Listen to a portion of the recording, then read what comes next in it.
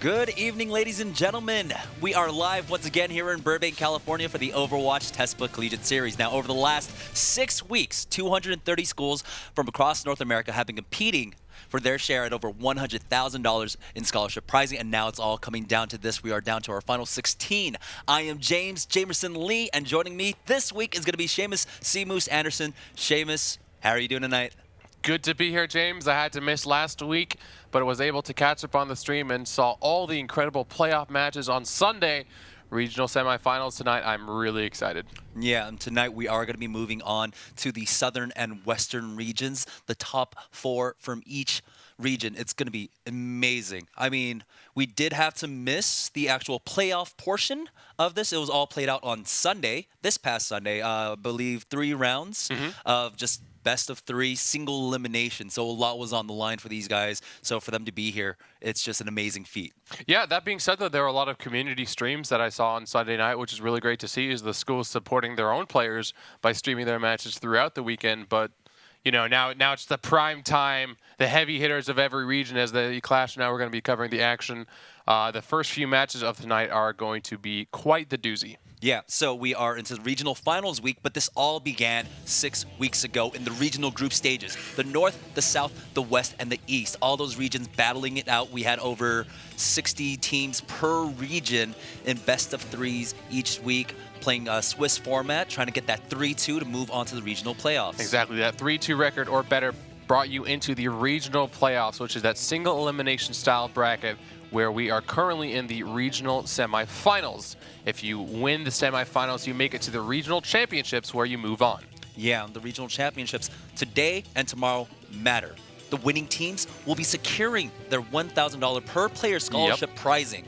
But the number 1 team coming out from each region will be moving on to the live finals. And the live finals held sometime somewhere in January will be where the best team from every region competes for the chance of that over $100,000 scholarship prize. So obviously the teams want to win today, so they're in the money, but teams definitely want to win on Sunday as well so they can make it there to those finals. Yeah, but today we're going to be seeing the South and the West. And if we take a look at the breakdown of the Southern bracket, actually today's schedule, we're going to be first seeing UT Austin facing off against Florida International University. Our second match of the evening will be University of Georgia against East Carolina University. And then we're moving to the West. We're only going to have 3 matches tonight, and our final match is going to be Cal Poly Pomona facing off against Berkeley. That first match of the night is going to be so interesting. Texas versus FIU. We saw them in week 5.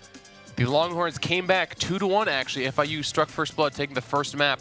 And the UT Longhorns have not dropped a single match so far. The only game loss they had was to Florida International University. So the first match of the night is really going to set the tone for the entire playoff season because it's one of the best teams against the rivals who have taken them down the only time so far in the TCS. So we are going to be taking a look at the bracket now. Yeah, let's take a look at their journey here. So this Sunday was when we had over, I believe, 120, 140 schools competing in the playoffs. And taking a look at Austin's run to actually get here, in their quarterfinal match, they had to face off against Arkansas and did that handily in a 3-0 victory. Remember, this was single elimination, best of 3 matches. So every single match counted. Now, if we take a look at FIU, they had a really close run against North Texas there. Yeah, the quarterfinals were best of 5, and the FIU North Texas match went to the last deciding match. FIU were able to clutch it out there, and Florida International, they have played a ton of Texas teams, so we'll see whether or not that winning record against Texas teams matters here against the Texas. On the lower half of the bracket, we have Georgia and ECU, but we will be getting to those at a different time. For now, really, it's all about that matchup between the Longhorns and Florida International. I mean, both of these teams, no strangers to the Tespa Collegiate Series cast, right? They've been on here multiple times. If we look at week number 2, UT Longhorns, right? They faced off against Georgia Institute of Technology, and they were able to beat them 2-0. In the third week, FIU also were able to defeat Clemson there. They've been on here multiple times. Week number 4, FIU against Texas A&M. I mean, FIU looks like they're consistently going up against these Texan teams, and that's actually like a nice feather in your cap to be able to defeat a lot of these Texan teams. Yeah, especially if there's a regional metagame building with Texas. We know how strong their esports teams are. If the culture is there, that they're scrimming against each other and they're using similar strategies, then FIU might sort of have the answer against these Texas teams. But that being said, the UT Longhorns are sort of their own beast in that regard because they have consistently had one of the strongest records throughout every region in the TCS. But yeah, let's go ahead and take a look at the lineup for UT Austin. Representing the Longhorns, it's going to be Scott, Otter, Chalkowski, Chief, Tal Nori, and Regiciding Biochemistry, Economics, Electrical Engineering, another Electrical Engineering, and 2 liberal arts majors to round out that team. Yeah, we're in the playoffs. You guys know how it goes. The heroes that they have represented here are their most played heroes as well as their roles. I mean, with names like Otter and Chalkowski, we've seen them multiple times throughout many weeks of the TCS on the broadcast. So a lot of high-profile players there and all expectations on the University of Texas Austin. Yeah, and their opponents for the evening are going to be Florida International University, like you said. It's going to be Varandun Keldrum, Clearblood, Walters 954, Traumist, and Swaganaut. Information Technology, Computer Engineering, another Comp Engineering, another IT major, Biochemistry, and then Electrical Engineering to round out that comp. So Swaganaut on Diva might be huge here. A major patch was just released, meaning that the preparation is going to pay dividends here because we're going to see probably more of Diva. We could potentially see Sombra. She's a new hero that was added to the cast. With so many changes, like a global reduction and the charge time of the ultimates, it's really a matter of which team came more prepared. And it can set the stage for underdogs winning games simply based off of proper preparation. Yeah, so we are playing on the live patch right now. So Sombra is out there. We have the changes to Soldier 76, the change to Diva, along with the change to Pharah. We did see actually over the course of the last 24 hours in competitive Overwatch, some Pharah being played and being used to actually some great success. So we'll see if these teams can actually pull that out. And in the past, you know, we've been seeing the general composition of like Ana, Lucio, along with Reaper, and generally a Mei, along with your pretty staple tanks. So right now, with this new patch that's only been live for about 30-ish hours, there's so many interesting things that could happen. Well, that's the thing. You mentioned one of the most common heroes probably would be Ana. Her ultimate got changed. Not a significant change, but there's no longer a speed boost on the nano boost, which means that you're not going to be able to use it as aggressively as often. And even small changes sort of in the competitive metagame ecosystem can have really big effects. And that at this point, players could practice on the PTR beforehand, but really what these guys have planned here is going to be really important in these matches. So we are onto the match, and the first map of tonight and tomorrow is going to be Kings Row. Yeah, so Kings Row, a staple map here in competitive Overwatch. It's been around since beta stage 1. Most of these players have probably logged hundreds of games on this map alone. It's going to be Florida International University starting off on the offense, but Austin starting with the defense. Take a look at their composition already. They are picking out the newly buffed heroes. The Soldier 76 coming in for Otter, and then Chalkowski actually not playing a DPS. They're running a triple tank composition here on the side of Austin. Yeah, triple tank with Diva, Zarya, Reinhardt. I am getting confirmation as well that we are going to be having a ban on Sombra since she is a new hero. You're not going to be able to use her, which I think makes a lot of sense. There's enough crazy changes on the patch so far that having another new hero in the mix might be too much to handle, but this strategy from Texas is a very interesting composition, at least. I'm curious to see if they set up in any particular fashion. As of right now, on the other side, FIU, they have a Diva Winston tank duo, and they also have a Genji, so they can dive on back there and kill the supports, kill the squishies very quickly. This is a heavy dive composition with a lot of damage mitigation coming out from the defense matrix from the Diva, along with that Winston barrier, the projected barrier, right? He can soak up a lot of damage with that. Now we'll see how this pans out for them. It should really enable Keldrum's Genji there, though, but there we go. With no Mei, they're easily able to make it through that choke point, so now they are moving on to the point, hugging this wall here. Yeah, so see who Keldrum goes for. He's trying to find the Ana, trying to find anything, hasn't been able to find him, but the Winston, the Diva, they're all jumping together, going on Otter right now. Can they find the frag? Yeah, that's the first one going down. Clearblood picks up a kill onto Otter, so now it's a 6v5. Make that a 6v4 as Walters finds the double kill, taking out Chalkowski and Talnori and Chief going down. It looks like the easiest offense coming out from Florida International University. That was so well done by FIU. They're easily going to be able to clear off this point, and we just saw that triple composition. The Winston, D.Va, and Genji just hunting down. Initially, they couldn't find the right target, but they killed Otter so quickly, and Soldier with his buff damage is very important for the defense to try and fight back. So they're able to take the point. A swap now. There is a Roadhog from Tchaikovsky. We'll see how FIU use this momentum. Yeah, you know, the defense matrix doesn't stop his hook, so I like it. It does create the pick. There we go. Defense matrix is down. He's actually nano grenaded there, so he's going to have to fall back. He is forced out, but Otter finds the kill onto Keldrum on the right alley. It's going to make it a 5v6 for the defense. They're pushing very far ahead. Another huge change that cannot be overstated is the ultimate change. The charge rates are going to be so much lower, so the offense, after winning the first fight on the point, are actually going to have the ultimate advantage with both the Deadeye and the Nano Boost available. Hook landing onto D.Va. Yeah, we do have the Nano Boost coming out, and it is going to be on that Winston. It's putting Walters finding the first kill onto Chief, and he's on the back line. He still has his Primal Rage here. Clearblood finds the kill onto Scott before Walters goes down, so finally traded back, but is that going to be enough for the defense as the payload is continuing to push forward right now? Hook missed by Tchaikovsky, and Baron Dude gets the kills, but it's going to be Otter picking up a double kill, taking out Swaganon and Baron Dude, and now the defense are pushing forward. Tal'Dorei picking up a double kill with the right click. Otter doing an incredible job that fight of just destroying the offense with that Soldier. The buff spread, the extra damage now on his left click as well just means that he has so much consistent DPS if you're able to land it. And another offense currently stifled by the members of University of Texas Austin. They've got a lot of ultimates to defend with now. Oh, Tchaikovsky gets the hook onto Walters, who was trying to find the backline. We do have the self-destruct coming out from the D.Va, but Tal'Dorei is the one that finds the kill onto Baron Dude and Swaganon. There we go, following up with his own Graviton Surge. But take a look at the side of UT Austin. They're committing very few ultimates to these defenses, one at a time, essentially. Yeah, the positioning there from FIU, all Texas had to do was set up the Graviton Surge. Tal'Dorei was able to follow up on his own. He was fairly high charge, landed it onto multiple squishies, and just took them down. So Tal'Dorei having a very good game on this Zarya.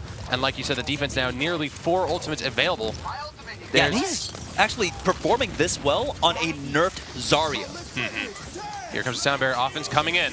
Yeah, the offense is pushing in, but the defense will proc their own Sound Barrier as Keldrum tries to get into the backline, but Whole Hog will actually kite him back. He does have the Nano Boost, and his Dragon Blade is now down, but he is getting some decent damage off his Traumist and Baron to come in, pick up 3 kills with the help of Swaganon. So now the defense starting to crumble here as Walters finds a kill onto Regiciding. We do have someone on the payload, but not for long as Baron is able to fan the hammer, take out Tchaikovsky. Now the payload should be able to make it to the checkpoint. And a lot of ultimates used by both sides. The Genji ultimate not really effective, however, the rest of FIU were able to pick up the slack, and to be honest, the defense had to use a lot of resources to even negate the Genji ultimate. So, well done offense. They get the point.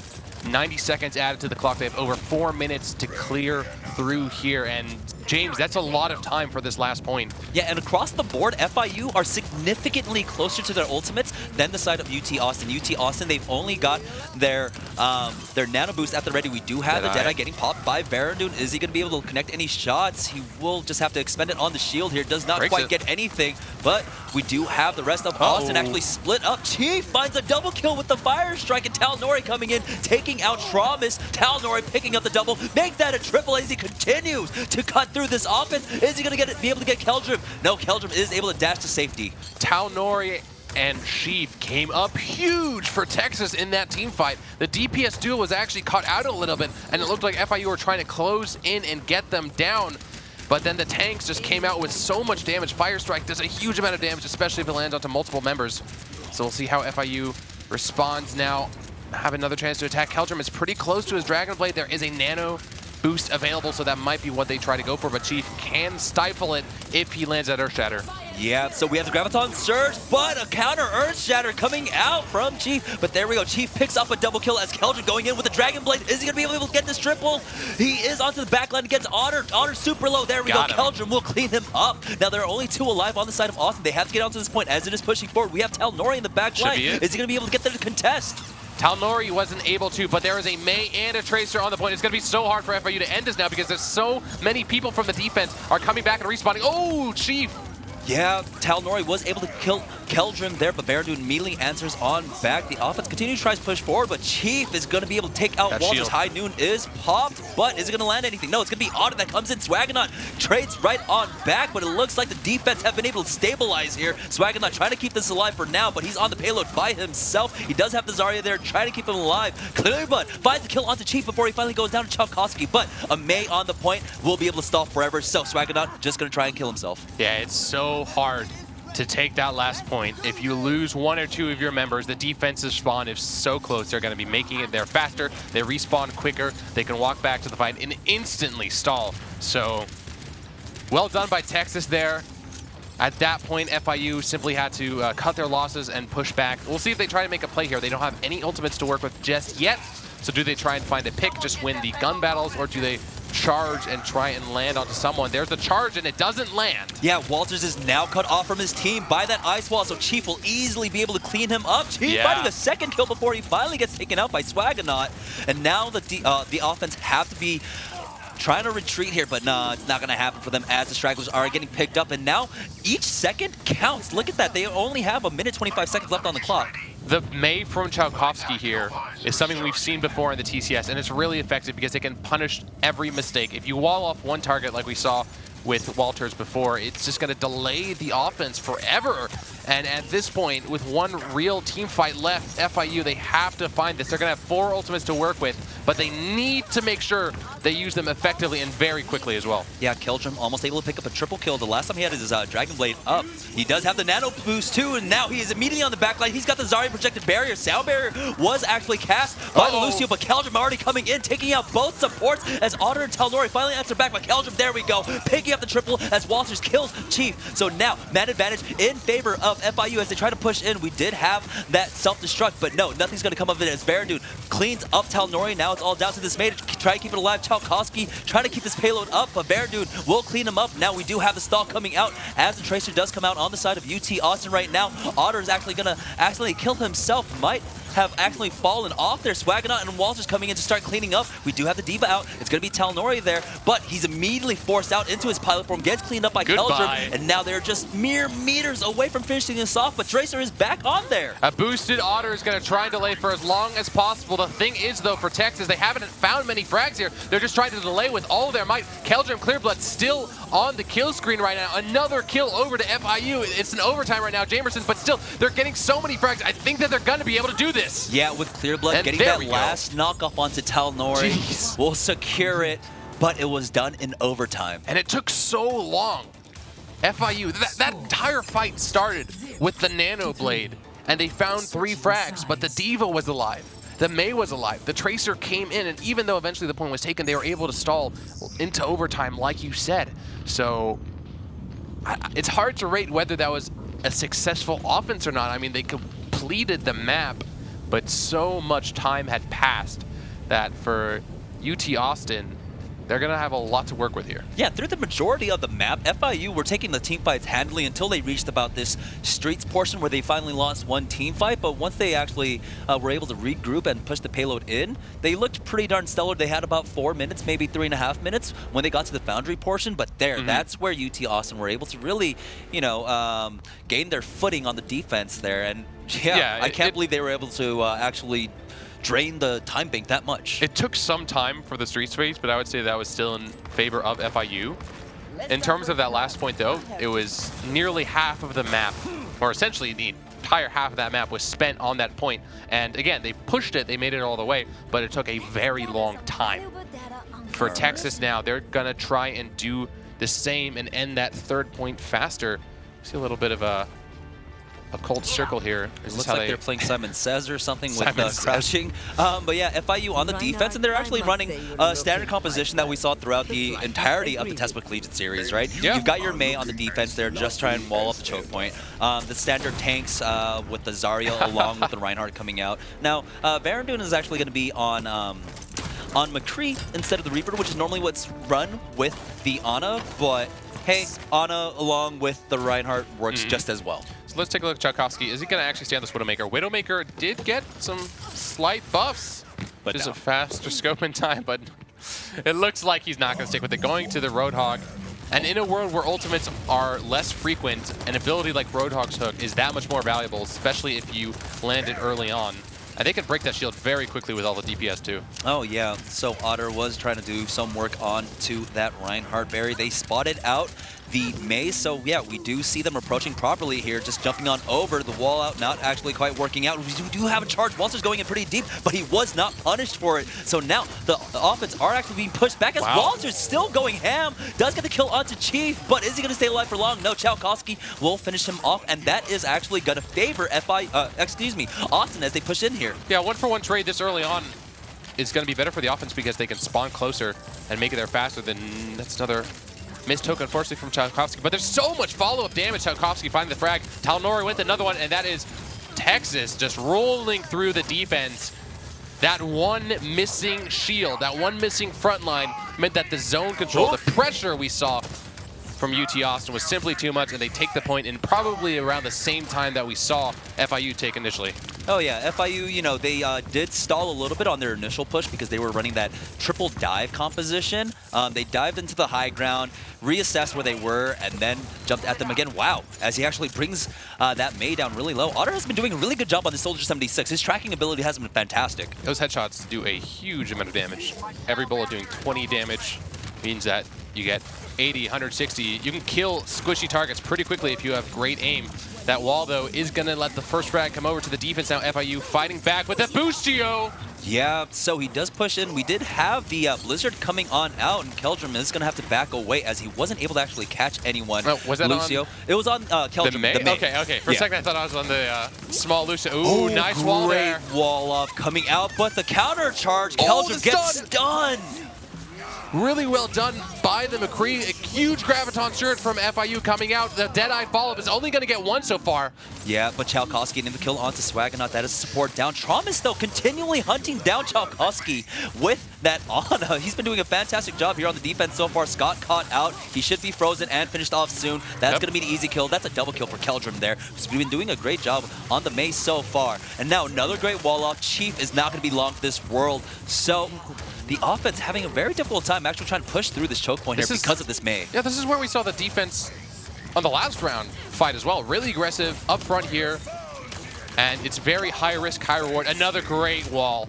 Yeah, but here's the problem, right? Even though ultimates in general got nerfed, it is Mei. Keldrum on that Mei already has his Blizzard once again at the ready as Traumas does go down to Chief. So now it's going to be a 5v5, still favoring UT Austin here on the offense as the respawns are much closer for the offense. The funny thing is, Keldrum on Mei. Mei was nerfed twice. Her ultimate got a huge reduction. Chalkowski finding a hook here. Here comes the Blizzard, but it's a 5v6 fight. Yeah, Chalkowski, though, was able to make it out of the vicinity of that. So with his whole hog, was able to pick up one kill and disengage for the rest of the team. But Clear Blood getting onto the backline, finds the kill onto Scott. But there we go, Chalkowski gets the hook. Now he's onto Walters, gets the close range headshot, takes him out. He's got the hook, but Swaggernaut will be able to get away. Will he be able to get away from the Soldier 76, though? It looks like he will.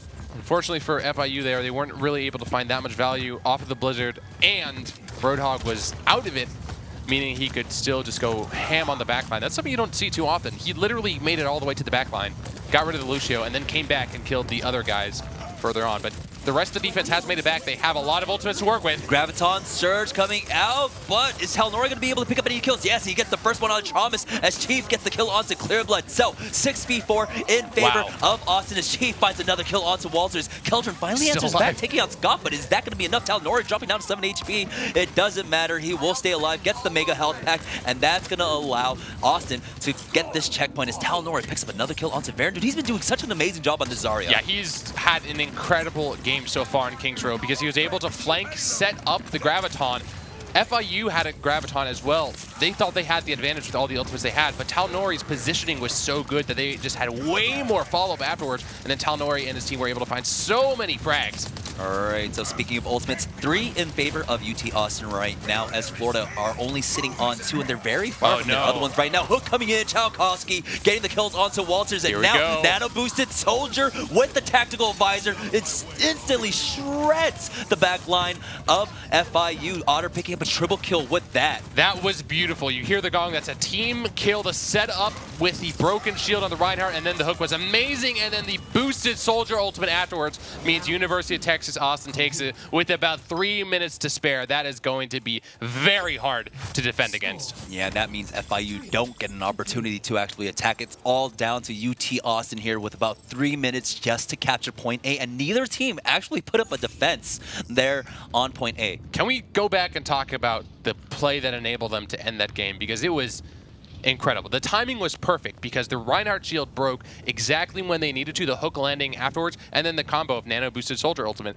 Soldier's pellets from the ulti are also buffed. They're also stronger. Oh, yeah. So having the nano boost there, and the nice thing is you don't have the speed boost, but if Soldier really needs to, he can sprint to get into position to use his ultimate as effectively as possible when it's boosted. So it was just a perfect sequence for Texas, and they were able to end the last point, which was the big problem for FIU. FIU actually had more time to take point 3 than Texas did. It was just the efficiency that Texas took it down meant they were able to take it very quickly and now have 3 minutes to spare. Yeah, and especially when you have Chalkowski on a hero like Roadhog, the pick potential is so huge, and he has been landing those hooks left, right, and center with him so far. That's why it looks like he's going to be sticking to it. Otter is hovering over that Hanzo, and you know, that's not a surprise to see. We actually saw a lot of Hanzos coming out here on Kings Row before. And with some other DPS heroes being reduced in strength, maybe this is Hanzo's time to shine. That being said, though, like you said, on Kings Row, Hanzo is very common, especially because he can combo with the Graviton Surge, too, if he needs it. And Hanzo, even through the changes, still charges his ultimate pretty quickly. Oh yeah, he does so much damage, but the wall-off coming out from Keldrum there will allow them to get the first blood onto Talnori. Huge pickup for them, as Talnori has been putting in so much work for his team. So, interestingly enough, no earlier sonar arrow meant that they didn't know whether or not there was a Mei. I feel like they probably should have used the Sonic Arrow and seen that ahead of time. That being said, though, only a couple seconds passed. They weren't punished really heavily for it, and they're back in the action now, trying to get a kill. Ooh, we see the Zarya getting caught up. Another great wall. Yeah, Varandun is going to be the recipient of that and actually gets the first kill onto Talnori. Now Clearblood finds a second onto Chief, so now the offense getting stifled once again as Scott goes down to Walters. Otter has to back off, but no, the Icicle comes in, hits him in the back of the head, takes him out. So another great hold so far from FIU, but they had to do this for another 2 minutes. They've done pretty well so far, though. We see a bit of a swap. Otter is now on Soldier 76. Ultimate advantage for FIU if they so choose to use them. Coming around the right side of the statue, Texas going in. Yeah, we do have the Deadeye getting popped on the side of FIU right now, but it's going to be Walters that gets the first kill onto Chief. There we go. Varandun lines it up, takes out Scott. Now with the regular fire, he picks up a double kill, even gets the stun grenade onto Regicide and cleans that up. 1:30 for Austin now. Punished for trying to fight around that wall. They pushed into the wall unknowingly. There was, actually they should have probably known, you hear the Deadeye sound effect, and without the Reinhardt, because he was cut off by the wall, they just instantly went down afterwards. Varandun having a really good play on the McCree. Once again, same setup with a couple of ultimates. Now hook landing, but Chalkowski did not get that kill. But here's the Blizzard coming out from Keldrum. The majority of the team actually able to make it out, but not Scott. He gets frozen as Clearblood picks up a double kill with his self-destruct there. Walters picking up the kill onto Chief, and he's been doing a good job of actually shutting down his rival Reinhardt the entirety of this match.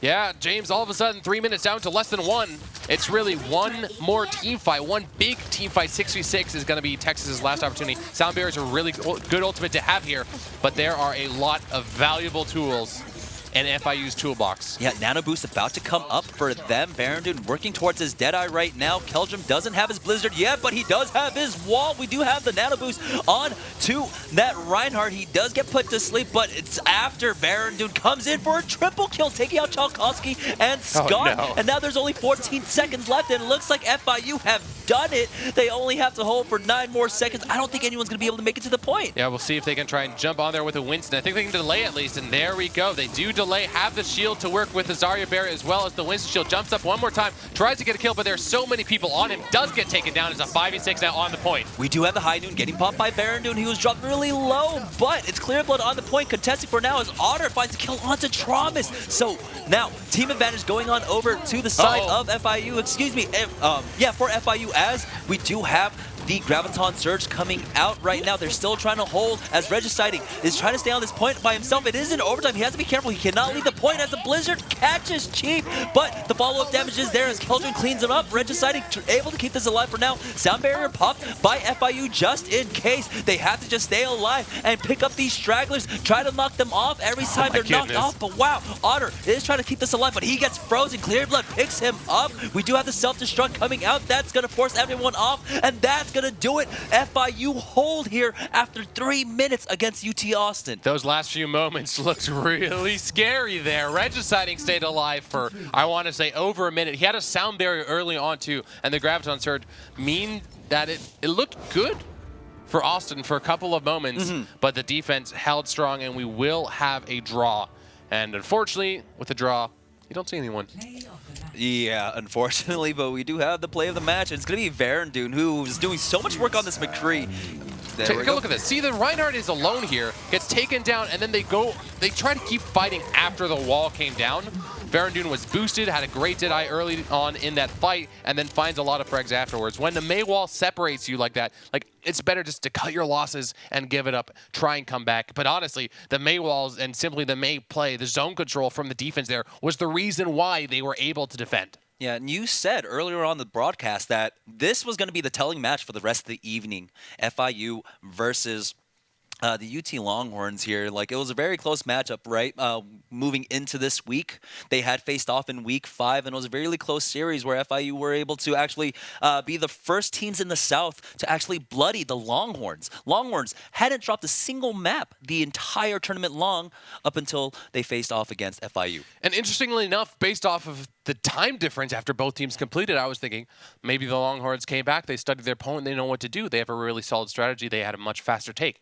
But no, when it went to overtime, the defense, FIU, picked it up. So these two teams are really still going blow for blow. I mean, the first match being tie, you literally can't be any closer. Yeah. And in a best of 5 in a longer series, I'm curious to see what else FIU can bring out, and the Longhorns as well, because they're probably one of the best teams in terms of results, and that's incredibly impressive, but that can also build pressure on the players. Oh, yeah, especially if you're coming out from a region like Texas, where there's so many competitive teams. For FIU to be able to go blow for blow against these teams has been fantastic. I mean, they walked away with a 4-1 record here in the South, right? And then they moved on through. I mean, they had some difficult matches in the playoffs, but I mean, here they are. They're trying to, get redemption against the Longhorns here, and it looks like they are ready to put up a fight. I mean, this draw here, I was definitely not expecting it. 2 minutes and 57 seconds they had to work with, I believe the Longhorns did. And the stats tell the story. 15-1 was the game record for the Longhorns, 12-4 for FIU. So FIU would definitely be considered the underdog here. But James, if they can come back and win this series, they will be known forever in TCS lore as the Texas Slayers. The Texan Slayers, indeed. I mean, they had to face off against A&M, right? Which I believe it was week number 4 where they were able to 2-0 them. 2-0, yep. Yeah, 2-0. It was close. The control map went to the 5th game. It was very close, yeah. But FIU still won it. Yeah, FIU still won it. I mean, they had to face off against one of the best Texan teams during the Swiss stages, So that did sully their record, but the entirety of the broadcast, they've dropped 4 maps total. 2 to the Longhorns, and then 2 during the playoffs. That's it. And it was only in the one series where they dropped 2 games. So they've been playing pretty much immaculately, except against the top-tier competition, where they were finally bloodied. So now we are going on to Anubis. This is not the next map. This is actually just the tiebreaker for Kings Row. So we'll see whether or not that first match, who will officially get that first point. FIU, you want to be Texan Slayers or the Kings of Texas themselves, University of Texas, Austin. It's kind of hilarious as far as storylines are concerned, because literally FIU played every top Texan team. Yeah. They took down A&M. They beat University of North Texas. Mm-hmm. And now, again, for the second time here in the regional semifinals, they're up against the Texas Longhorns. Yeah, and you know, this is really their shot at redemption. I mean, winning this match secures $7,000 in scholarship prizing for your team, but at this point, it's more redemption than anything else. You lost on stream to these guys. Oh, yeah. In a very close series. I mean, it was still 2-1, but still, like, you want to be able to walk away with your head held high, defeating someone who had sullied your record there during the group stages. So take a look at these compositions. Pretty standard from the defense. Otter, Tchaikovsky, a lot of hit scan. And based off the fact that, you know, Soldier was buffed, McCree didn't have any real changes, though. So he's still really, really strong. And we have a lot of hit scan players on Texas. Yeah. So why not? Yeah, I mean, one of the things I've actually been seeing a lot here on Anubis is some Pharah play. Pharah is generally a map that, you know, you can play. Anubis is generally a map that you can play Pharah pretty well. She does have, you know, a lot of line of sights that she can break if she needs to, like, break aggro. And also just really good at breaking the defense on that hold. On the elevated position, just being able to blast the enemies away with your E means that, you know, you can rush the point very quickly. And like you said, Pharah is... You see her pretty commonly, and considering she had some changes, had some buffs as well, you know, we could maybe expect that. That being said, against so much hit scan, I would behoove them to try it, because you definitely don't want to be playing Pharah and then all of a sudden fly up there and all of a sudden, oh, a McCree and a Soldier. Yeah, McCree and a Soldier, and especially with the Soldier with his buffs, even with the damage drop-off, if he can just consistently land his damage, like, it's very hard to heal through, especially now that Lucio, right, he had his healing reduced. When he amps it up, I believe there's like a 20% reduction on his healing there.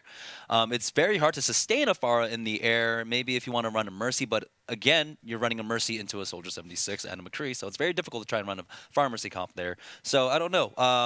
It didn't look like they were actually hovering over the Pharah. They were looking for a pretty standard composition on that side. Yeah, I don't know. Like, that's one of the big question marks. Even before the changes, Pharah was always, like, she's a hero that was always considered strong, and there are great Pharah players. I mean, Tailspin comes to mind. Yeah. But it's like, she was never in the meta. She was always that sort of, you pull her out sometime and take the opponent by surprise.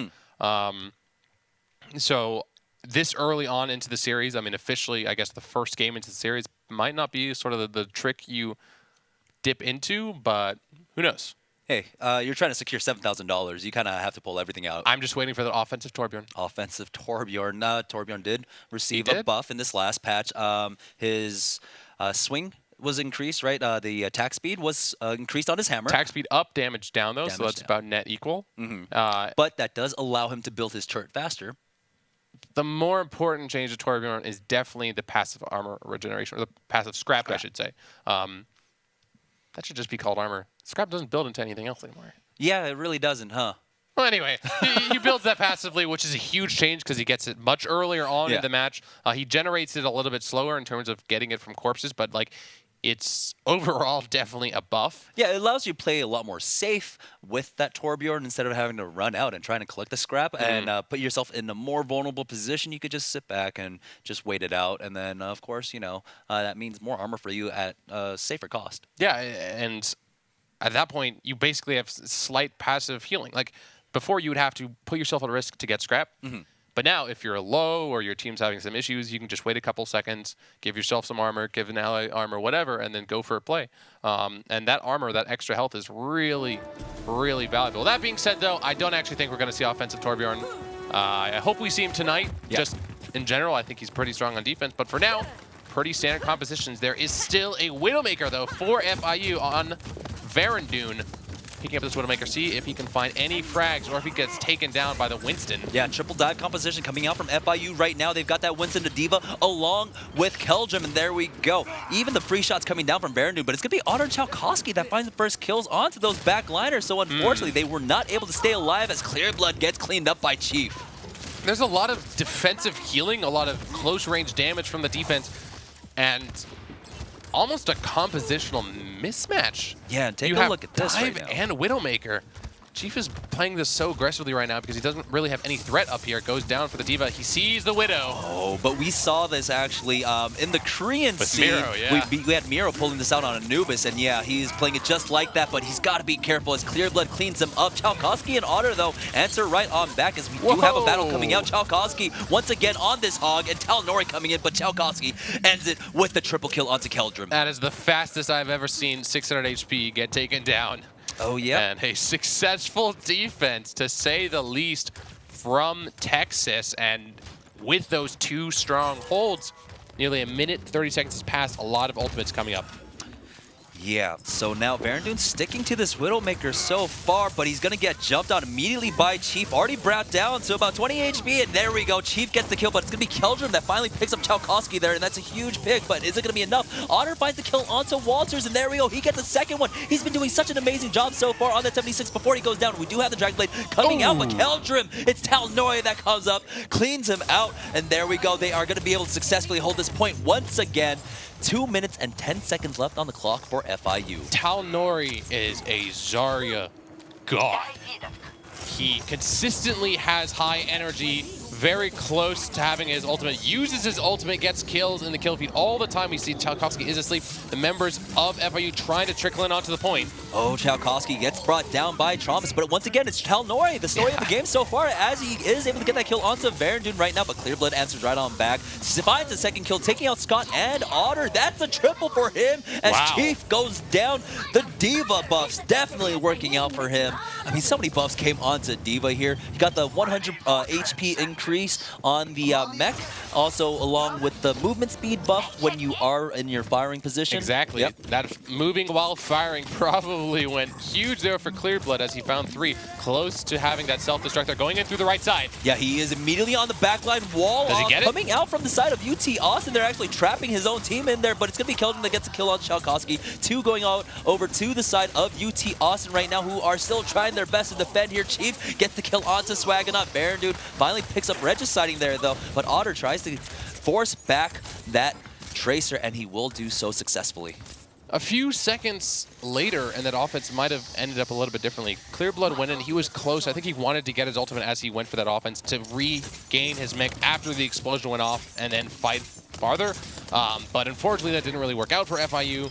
And it was not oh my god! Yeah, this is the Chalkowski we remember from earlier on in the Tespa Collegiate series, just landing those icicles. Cold, merciless icicles coming in from the side of UT Austin. Chalkowski definitely has had one of the most impressive mazes, not only by his positioning of the wall use of Blizzard and ability to stall, but also those right clicks, man. Maze's entire kit has so many components, but Chalkowski has mastered it very well. Now we see the offense trying a different strat. They're going along the right side here. Oh, we do have Verandun in the back line immediately, but nice wall off coming out from UT Austin as we do have the Transcendence popped by them to keep them alive for now. It's going to be Otter that finds first kill onto Walters, but Keldrum is able to hunt down one support, but Chalkowski coming in, gets a double kill, and it's going to be Talnori who clears up Clearblood as Otter finally will take out Keldrum, forcing back the offense once again. But they still have plenty of time to work with. FIU have 3 minutes and 45 seconds to work with. They've got 3 ultimates. They don't need to rush this, but UT Austin have 3 of their own. So I'm curious to see where FIU go through now, because they tried attacking through the right side. We just saw them go through the left side. Otter is setting up. There is a Nano Blossom combo. They're going through the right side again. There is a sound barrier available for the offense. Oh, Otter's not in position for this. Yeah, we do have the Nano Boost onto Otter right now, but it's going to be Walters that gets the first kill onto Regiciding. Death Blossom pops, but it's only for Traumas there. He is able to get the second kill onto Swaggernaut.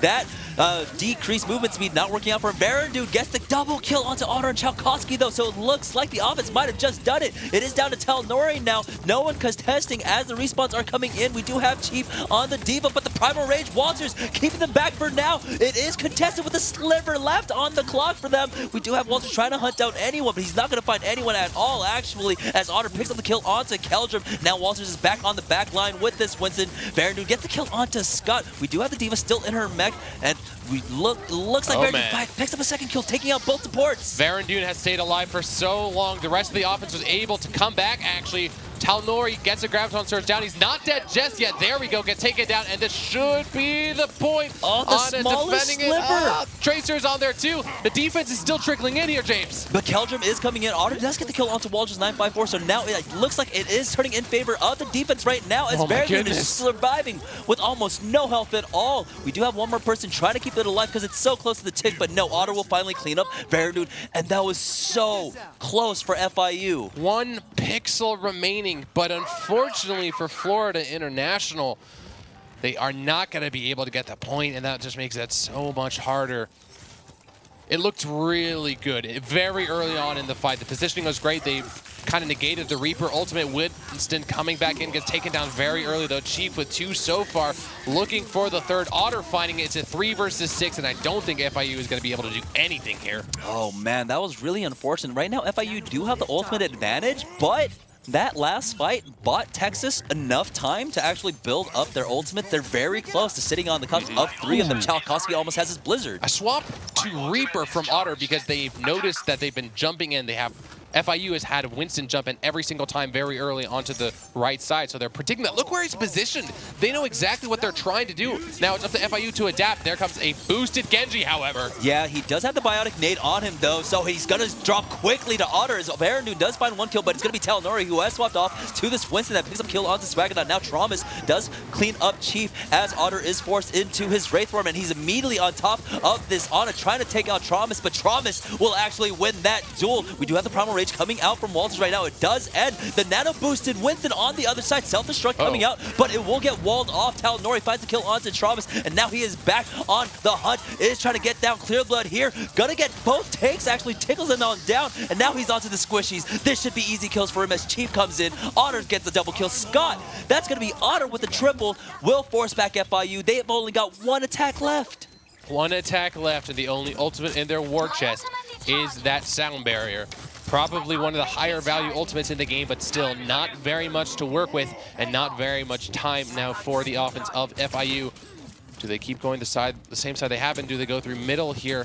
Tchaikovsky's wall is going to be big because if one of them is sectioned off, we can see it. They're just trying to just jump over the wall. Yeah, they're immediately onto the support line here, and Veranoon and Clear Blood come and taking out Regiciding and Scott. So now it's a 6v4 with no support on the side of UT Austin. We do have the self-destruct coming out from the side of Austin. It's going to be Chief that picks up a double kill to instantly equalize it, but Keldrum comes on in, takes the kill onto Tchaikovsky, but there we go. Once again, Otter doing so much work on these DPS players, but Keldrum will be able to get the deflect, taking him out, but Chief will immediately answer right on back, finding a double kill for himself. He's done it for the side of UT Austin. FIU are only going to get 1 point here on Anubis. Super sick reflect there, but not enough for FIU. Chief, probably the MVP of that last fight, finding 2 kills. There were so many AoE ultimates, the self-destruct from the Diva, the Blizzard from the Mei, that let them contain the point, and then Chief getting like 4 kills throughout that fight. So the University of Texas Austin, they are able to defend, and it's a hard point to take, but not impossible, James. We'll see whether or not Texas can go all the way and get both points on the map. Yeah, currently Austin are looking absolutely stellar across the board. Every single one of their team has been showing up. Chief has been doing an amazing job on the tank line, right?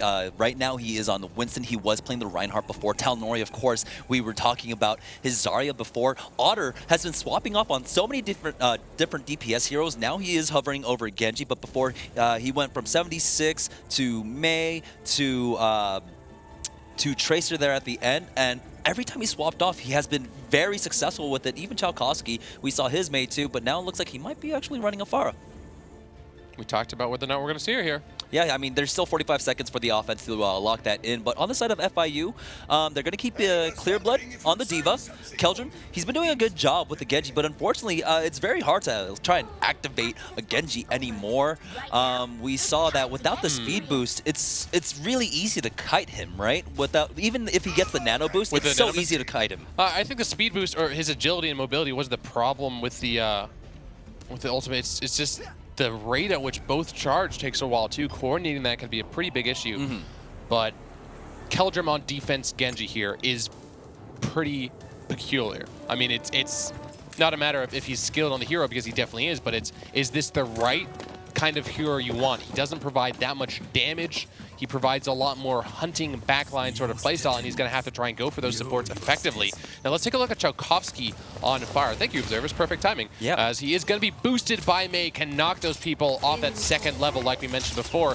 Winston jumping in. Oh, wow. And immediately into the back line. He is above them right now, hunting down Verandun right now, the hit scan player, but he gets cleaned up by Swaggernaut. So even though he was able to get there, it's going to be Chief that gets the kill onto Clearblood. Once again, he is back on the back line right now, hunting down Verandun, who does have that Bionic Nade on him. So it's going to be Talnori that comes in for that cleanup. And once again, this tank line doing so much work so far for Austin, but Walters coming in, cleans that up, and it looks like the offense will be forced back for now. Actually, Tchaikovsky coming in, gets tagged a few times by that Bionic Rifle, so he has to be careful taking to the skies like that because the Ana does actually perform like a hit scan. He gets put to sleep.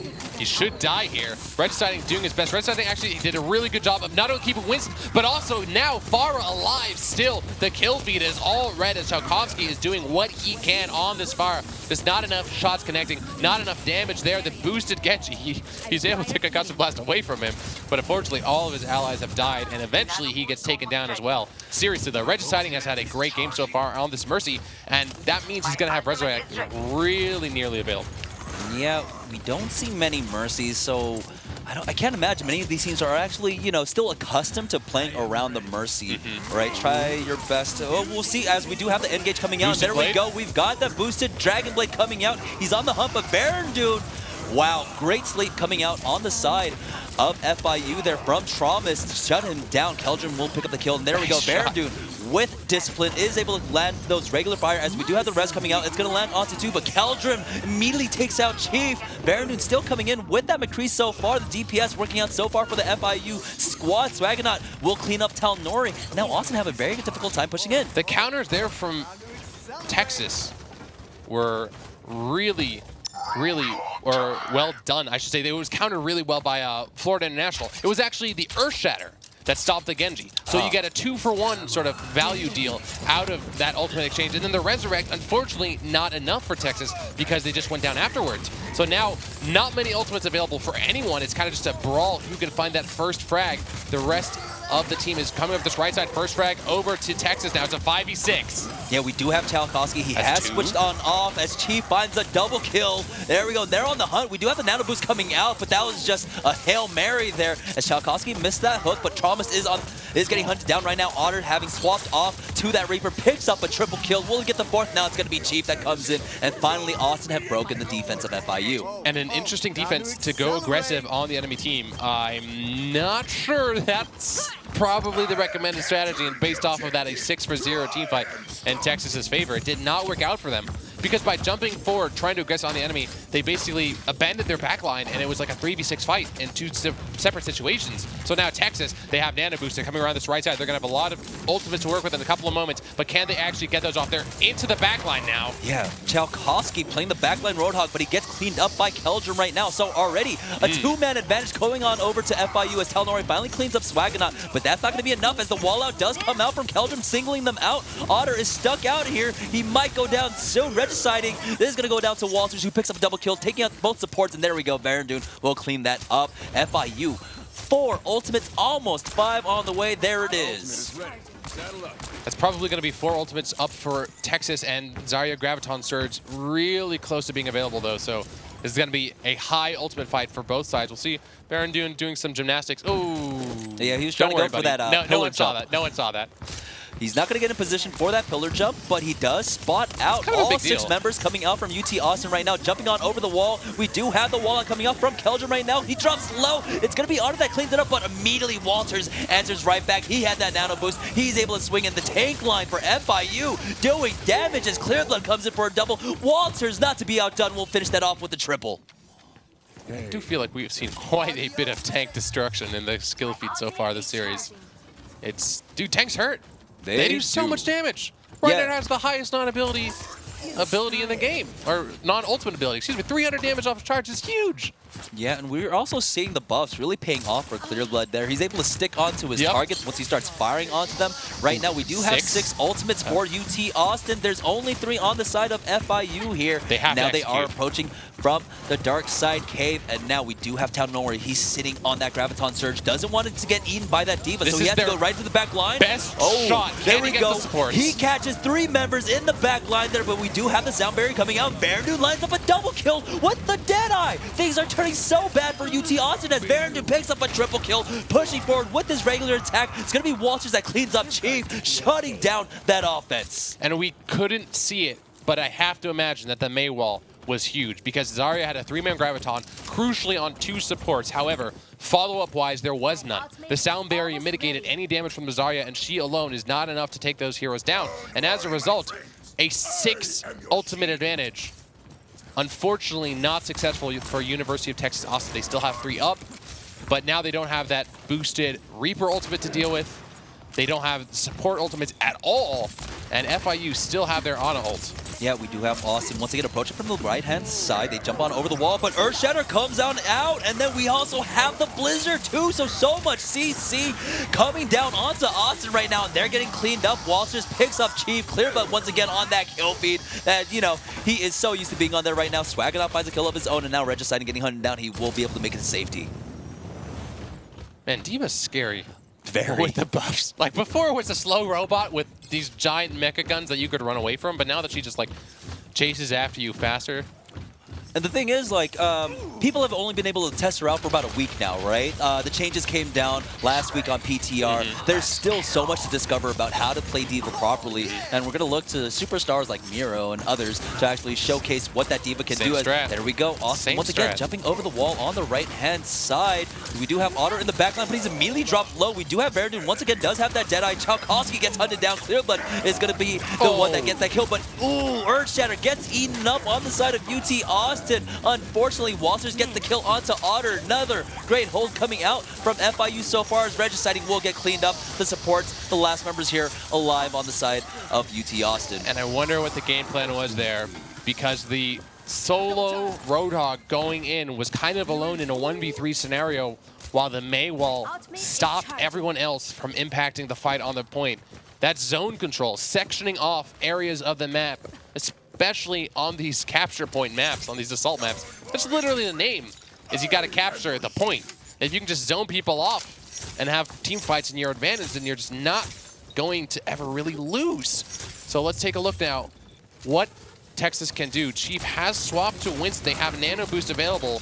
Is he actually going to be able to do anything on this Winston? Is the question. Chalkowski gets frozen and taken down. No, he's still alive. Yeah, Otter did pick up a double kill off that, but Chalmers comes in. We had a huge Earth Shatter on the side of FIU, but that's not going to be enough as Chief cleans up Swag, and now we have Clearblood here. He does have the self-destruct right now, but Otter will be able to make it to safety. Chief picking up a double kill with that Winston before he finally goes down to Verandun. Otter gets the kill onto Verandun, though, so it looks like Austin might have just done it, but there's still plenty of time for FIU to get on here and contest. There hasn't even been a tick on the board for Austin so far as Keldrin comes in. Chalkowski does get a double kill with that Tracer so far, trying to keep this alive. Otter finally going down to Verandun. Clearblood picks up Chalkowski, and it looks like FIU have done it 1-1.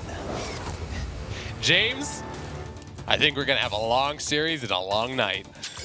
All right, so 2 draws in a row. Kings Row drawn, Anubis drawn, and this is still the first match of the series, match of the evening. Technically, it's this, like, this is the tiebreaker for the first map. I think we're calling it as the second match, though. Play of the match. Okay. It could still, yeah, it could still go to another one. But let's take a look at the play of the game, because Walters, 954, had an incredible Reinhardt. Gets the Earthshatter, is boosted here, and is able to take those Lucio down really quickly and just swings the hammer. You know, to be fair, Walters had a great game. We didn't see him shield that much, but when he did, stopping those Earthshatters, it was crucial. That was definitely crucial, especially as we were getting into overtime. So unfortunately, I did misspeak there. So that was actually just the second map. It wasn't the tiebreaker. So we're moving on to map number 3. It's a best of 3 now. It's a best of 5, dwindled down to a best of 3. So, wow, what a match so far. I mean, we knew this was going to be a highly contested match between both teams. I mean, UT Longhorns, they had almost flawless path to victory here, but it was FIU that were able to bloody them in their matchup in week number 5, getting that one map off of them. And now it looks like the Longhorns are having trouble trying to actually get a win here in the series. And the superstar pick for me across both games, Kings Row and Anubis, has been May. Keldrum's May was crucial in that last game. And this is live. This is May after a global ultimate reduction, 25% to all ultimate abilities, and 15% ultimate reduction on top of that. Yeah. So Blizzard said, May is getting her ultimate up too quickly. She's too strong. And still, she's like the most pivotal hero in these games so far. Yeah, and those Blizzards were instrumental in just being able to force them off of the point and then just separate the team fight into like 2 different segments, and then they just get picked apart. Like their target selection has been fantastic on that side.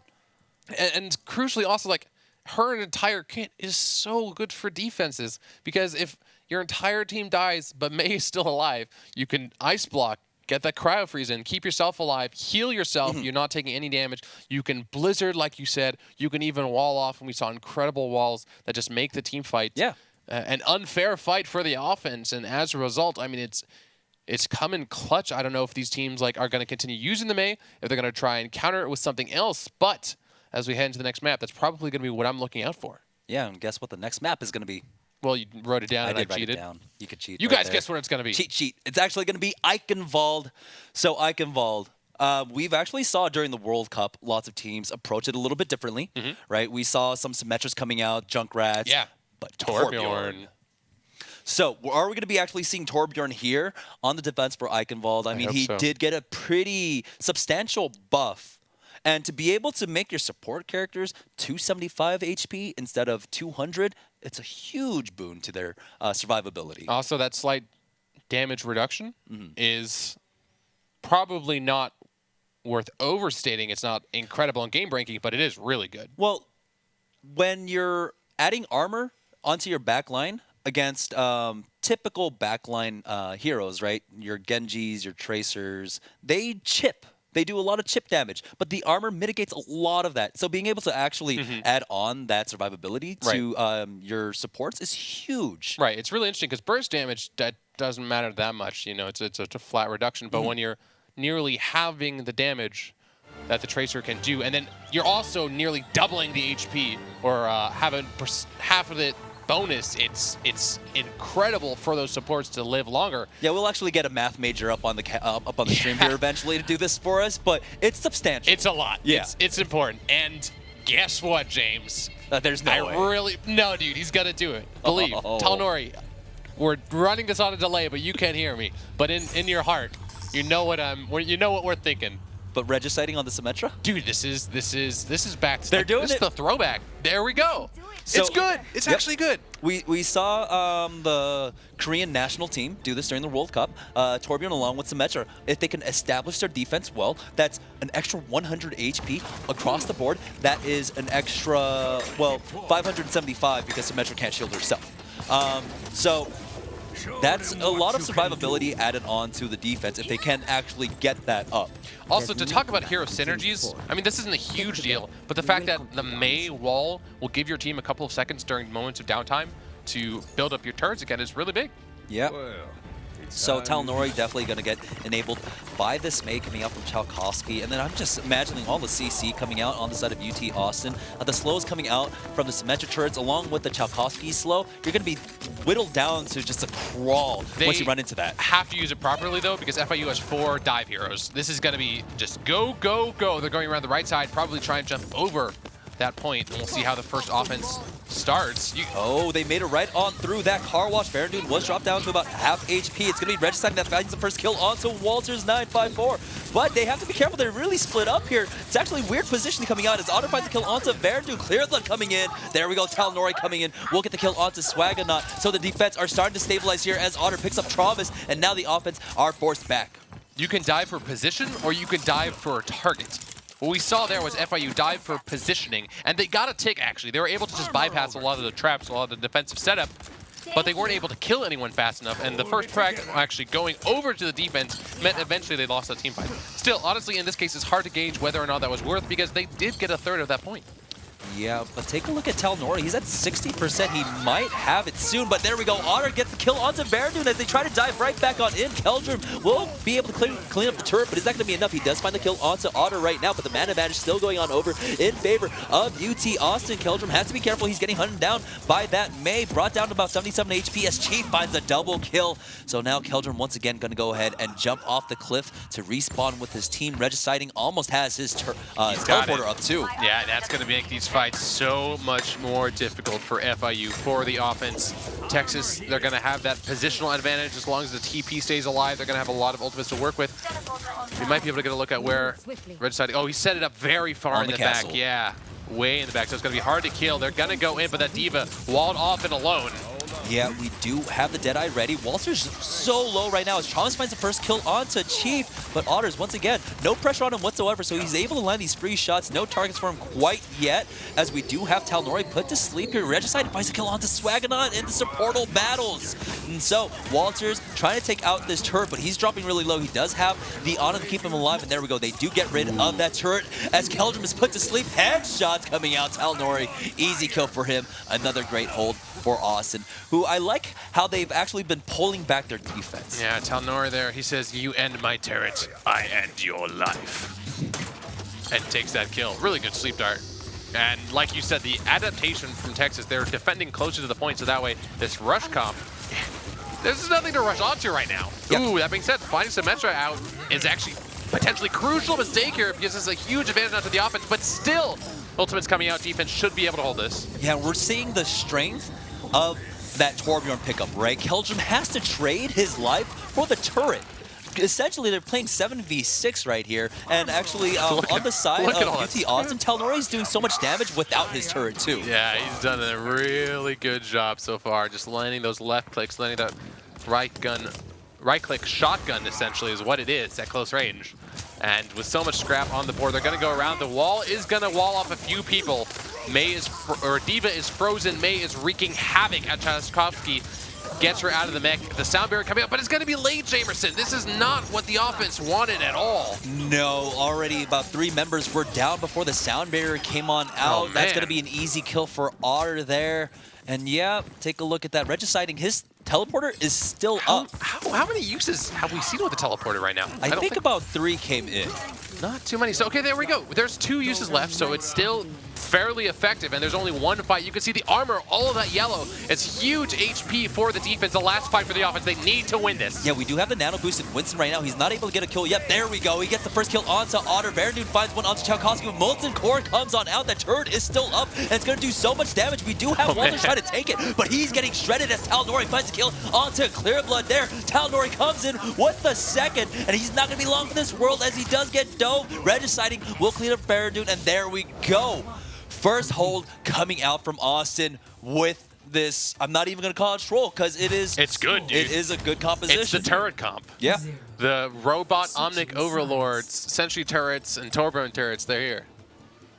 Yeah, so in map number 3, finally someone taking a staunch hold. UT Austin putting a full hold onto FIU here. All right, it would be pretty funny, though, if we saw a full hold in return. I don't think we will, though. I think the manner in which Texas won that was very rehearsed. And actually, FIU, they stuck with the comp throughout the 4 minutes. It got a tick initially. I feel like probably adapting a little bit later on after they noticed things weren't working as successfully would have been the right call. Unfortunately for them, though, they did not. They were not able to take it.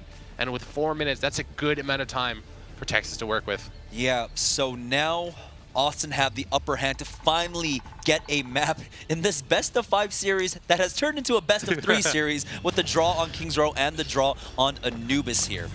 So we are on to map number 3. This is Eichenwald. UT Austin just need to capture point A and they will lead. And there are some really interesting strategies with this composition right now that they can use. So they can jump around the left side over the building. They can jump around the right side with the Mercy, with the Pharah, and also with the Genji actually with some nice swift strike wall climb shenanigans. Or they could just try and jump over this main choke point that you see on the screen. Whether or not that's going to happen is the big question here. Shout out to Tchaikovsky, who is playing Bastion, and there's some really irritating barrels that you can shoot. That's true. Let me sing you the song of my people. It's, yeah, the fact that it's global is pretty interesting, but that's really loud. FIU par for the course. You know, they're just dancing to the music. But take a look at the lineup coming out from FIU. This is the kind of their tried and true lineup that they've been pulling out this entire tournament so far. Except with the exception of Clearblood, of course, on that Diva with the recent buff. We've seen him on that so far, and he's been doing actually a really great job with it. But Chalkowski running that pharmacy for sure. They're going to go ahead and get that flank on the right-hand side. And there's no way for FIU to actually know this is coming. No, but that means the first few frags are going to be crucial. Oh, he probably just predicted it. That was really smart. Yeah, but he is immediately on the back line here. Travis dropped down, almost got the body shot. Clearblood gets the first kill onto Chief, though. So now it's a 6v5. It's up to Chalkowski here to try and find a kill. Swagger not dropping low. He's so low there, but it's going to be Otter that gets the kill onto Baron. Take a look, Chalkowski using the buff onto the shift, able to stay in the sky for so long there as Keldrin drops down low. Talnori picks up a double kill. Travis finally answers back, taking out Scott, but Talnori once again with the triple. Chalkowski, not to be outdone, does have a double so far, and it looks like Austin have done it. They've already got a tick.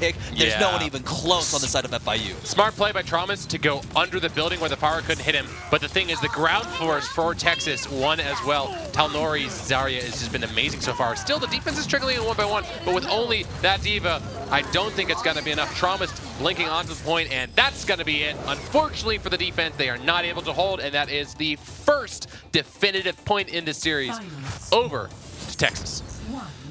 Ooh, so in this best of 3, it's a best of 5 series. We had 2 draws in a row, Kings Row and on Anubis. Now, UT Longhorns in the driving seat here. They've got the 1 map advantage up against FIU. Had a great hold. That Torbjorn composition on defense, fantastic. Speaking of Torbjorn. Torbjorn play of the game, guys. Oh, man. All right, so the Torbjorn play of the game. The turret is doing work right now. This could literally just have been the turret. Yeah. This is the AFK Torbjorn play of the game. There you go. We'll give him the benefit of the doubt and said Talnori was zoning them into the turret.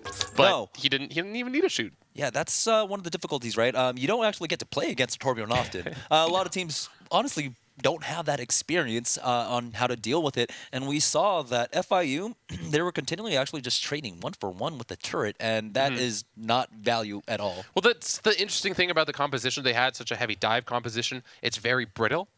It doesn't have a lot of strong staying power. You can't really fight on even terms. You have to blitzkrieg and find really quick frags on vulnerable squishies or supports. With the Torbjorn, there is no such thing as a vulnerable or squishy support. They all have that extra armor. The turrets will be tracking you no matter where you go. Yep. It's very hard to deal with. Yeah, we saw on that last hold, there was yellow all the way across the board, not just on the tanks, on the side of Texas, on the side of Texas there. And they also had the extra 25 HP coming up from the shield that was provided by the Symmetra. So, beefing everyone up, providing 575 HP across the board for your team, it's huge. And it definitely panned out. Like you saw, I forget who was playing the Winston, but he could get no damage across. I mean, Winston, his Tesla cannon, his damage is almost reduced to nothing against armor. Yeah, you can't reduce it. You can't reduce it to under half of the value that you're doing. So 10 would go to 5, 7 would go to, I think it's rated up, so 4. But when you're reducing, like you said before the match even started, those multi-hit abilities, they aren't chunks of damage. They're tiny amounts of damage. The armor shreds through that and reduces so much of it. And so that dive comp definitely not working out for them. But now we are going to be on Route 66. Interesting. Yeah. So map number 4 in this best of 5 series, with UT Austin currently 1-0 up against it. That's so weird to say, right? Best of 4. It's map number 4. After 3 but they're games, only up 1-0. It's 1-0. Yeah. So yeah, Route 66. It's going to be interesting to see how actually teams approach this, because I feel like this is another map where Torbjorn can actually succeed. Really? Yeah. This is a map we've seen a lot of offensive Bastion on. The old Protect the President comp from however many months ago. Yeah.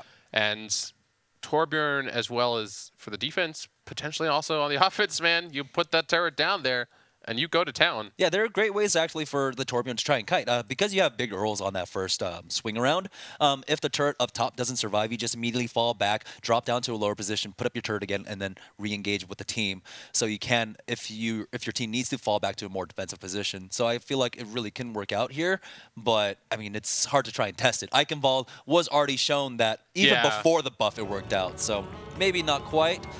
We will see, as we do have, actually, this is the StarCraft music. I love this. Oh, yeah? Yeah. I wonder if Torbjorn turret uses propane for his rockets? propane and propane accessories. I feel like overwhelming power. That's what we want to see. There's so many StarCraft references on this map alone. I love it. For those of you guys who aren't familiar, StarCraft Brood War, power overwhelming. You can put that in. I don't recommend you guys to use cheats, but you could if you want to. Were you a TOS player? Did you play Pro TOS? Oh, yeah, of course. Really? Yeah. Tassadar was my dude. Oh. Yeah. All right. I actually have some Tassadar drink if you want. The energy drink. From Korea. I didn't know that exists. Yeah. But we'll have some after the match. Don't think we should be drinking on here, even if it's just an energy drink. We'll see what these guys are drinking. No Roadhog, so no drink. Actually, there is a Roadhog. What am I saying?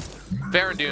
Wait a second. Is this a comp they'll stick with? That would be pretty interesting if they were to stick with it, because that's interesting comp.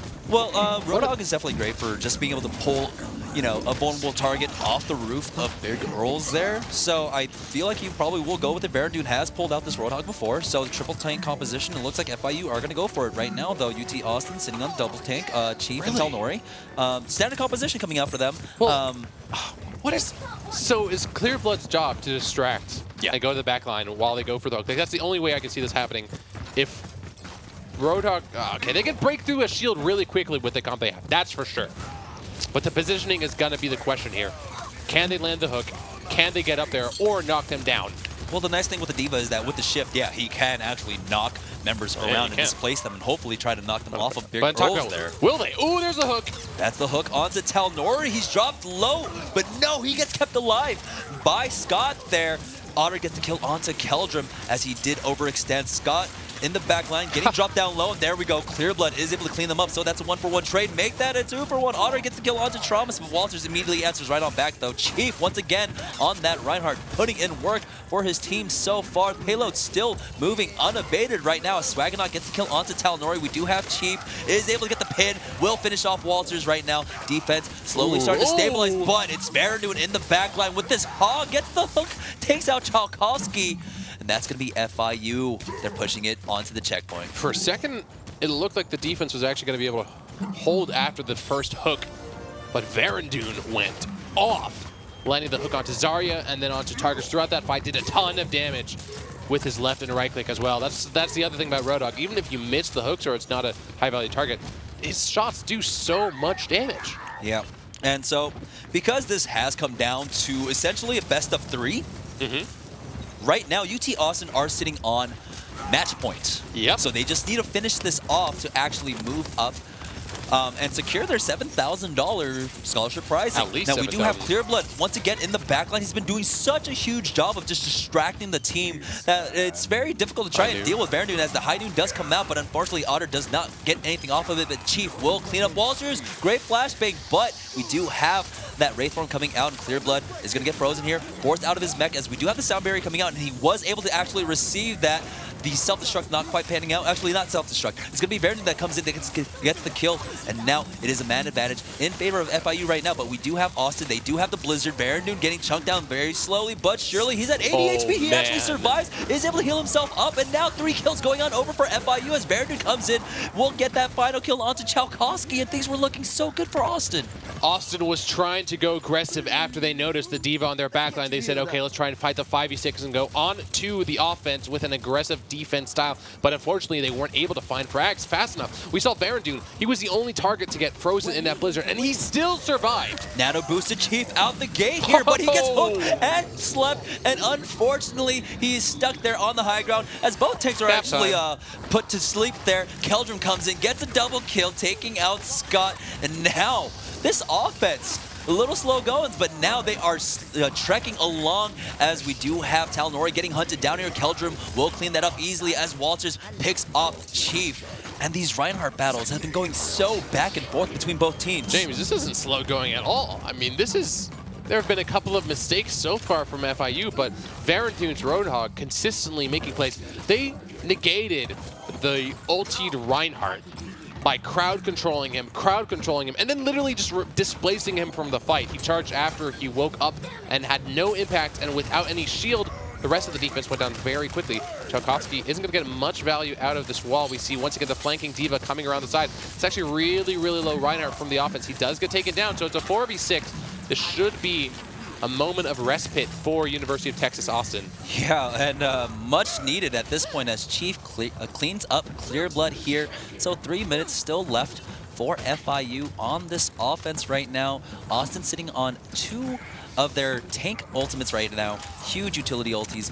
So we'll see how that pans out. We do have the nano boost on the side of FIU, but nothing to clearly try to put that forward with. Walters is close to his Earth Shatter though, and now the defense, they are trying to stop here. We do have the Graviton Surge coming out. Talnori only lands it on about 2 members there. Is the follow-up damage there. Auto gets the kill onto Keldrin. Finds a second, taking out Walters. But Clear Blood with the self-destruct answers, finally taking out Regiciding. But Chalkowski coming in, picks up a double kill for himself. Not to be outdone there. And UT Austin holding. Chalkowski putting on a performance on this May. Very well done throughout the series. He did use his Blizzard in the last exchange, and that might be a way that FIU comes back. They're going to have 5 ultimates to 4 in this next team fight.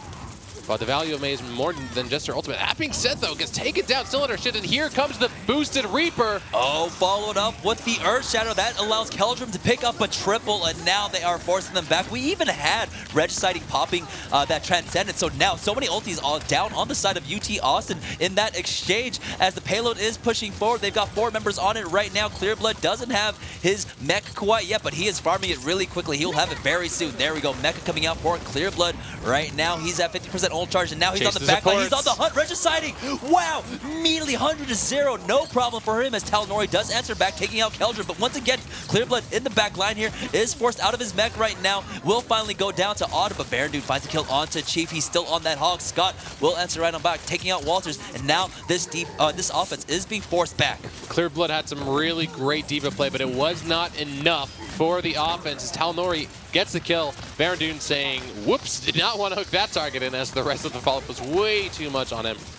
Bit of a misplaced wall there, but it really didn't matter because the defense was able to push them back anyway. And now with less than 60 seconds remaining, FIU need to make something happen because it's going to be very difficult for them to push into this as they have been so far. The only ultimate really that I think can make a huge play here is probably the D.Va self-destruct, maybe the nano boost, but there's so many ultimates for Texas Austin. Yeah, right now UT Austin with a huge power spike. Clearblood trying to get into the back line. He's going on the hunt for Regiciding once again. Will be able to get this kill. No, he pops Transcendence to stay alive with 1 tick. But there we go. Blizzard comes out. Chalkowski and Otter coming in. Clearblood only gets the 1 kill onto Talnori.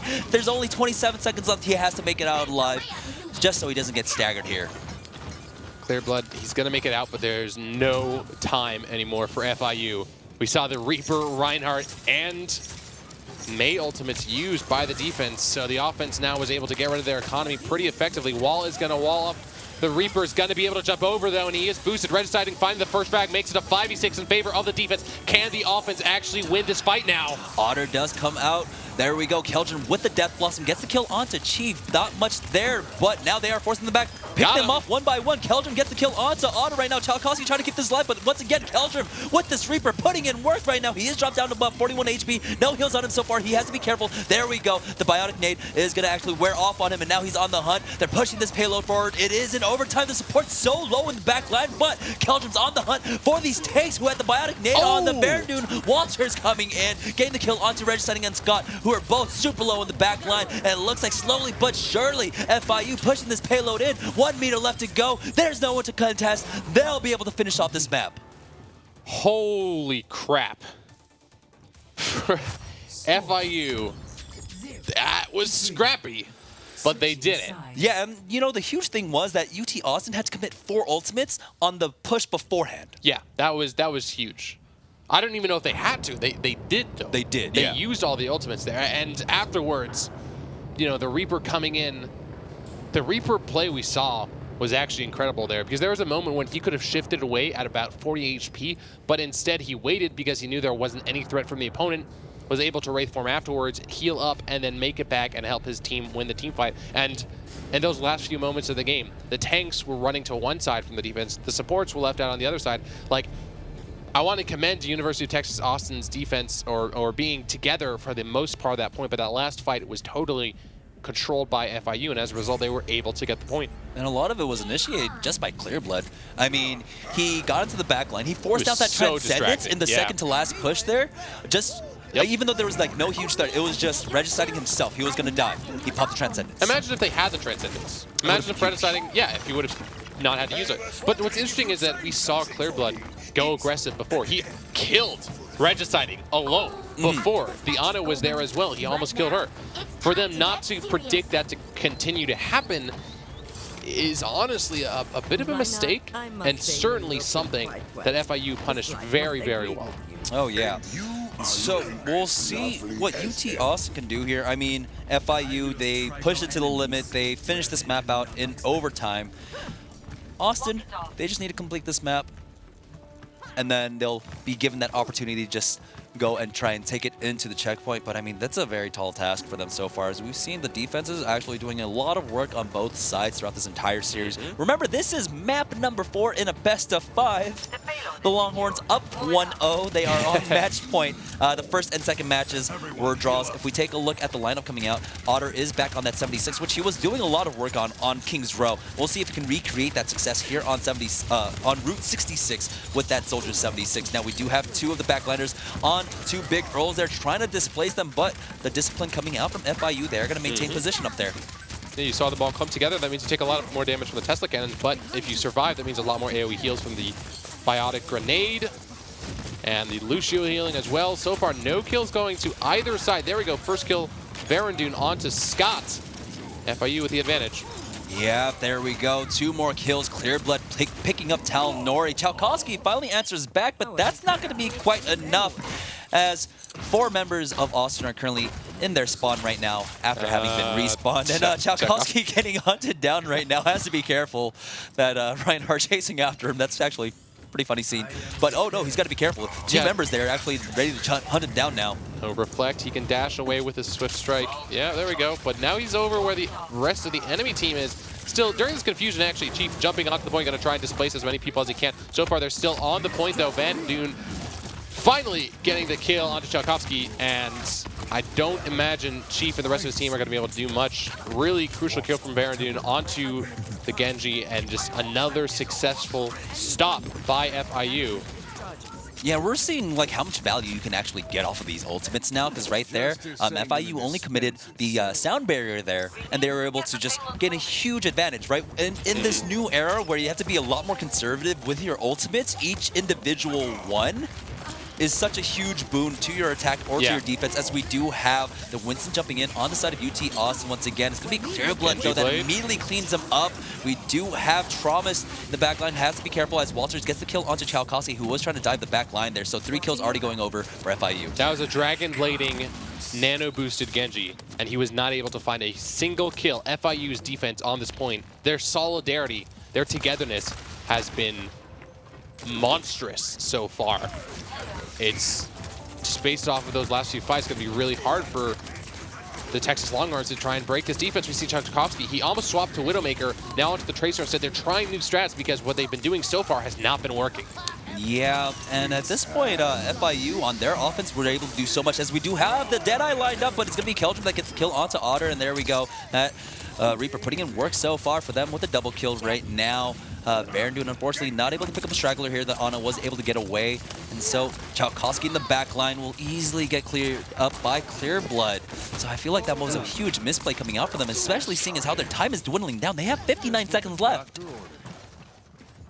They only have 59 seconds, and the only major ultimate they have right now is Earthshatter. Earthshatter is hard to use when you're the attacking team. You can't jump up there unless you move and walk around there. That would be an interesting strategy. Nano boosted Keldrum coming in. He gets the kill onto Regiciding, as Barondune was able to fan the hammer onto Otter. It's going to be Traumas that comes in. Even the entirety of the lineup coming out from FIU getting on that kill feed, but it's Keldrum coming up with a triple kill there. 30 seconds left. Austin, they're really up against it. They've only got 1 attack left just to try to get the first checkpoint. There's only 25 seconds. They do have 3 ultimates online. We'll see if they can do that, but Sound Barrier is coming up. Excuse me, Death Blossom is coming up on the side of FIU, though. There's a lot of ultimates. FIU is going to be closer to more ultimates later on in these next few seconds, but the potential Pulse Bomb, Graviton Surge combo is there from the offense. The Longhorns need to land it, though. They could land a big one, but right now, Tracer can't even get on the high ground. Yeah, we do have the Deadeye getting popped. Otter finds the kill onto Swaggernaut, so now it looks like UT Austin might have just done it as Chalkowski gets the kill onto Keldrum in the back line. But still, this payload didn't make that much progress there, so there might be an opportunity for FIU to actually just try and force them off the point once they get the respawns in. Yeah, without as many ultimates in play due to the changes on this patch, the non-ultimate ability is going to be really effective. Barandune gets slept after getting a kill, but it's not going to be enough.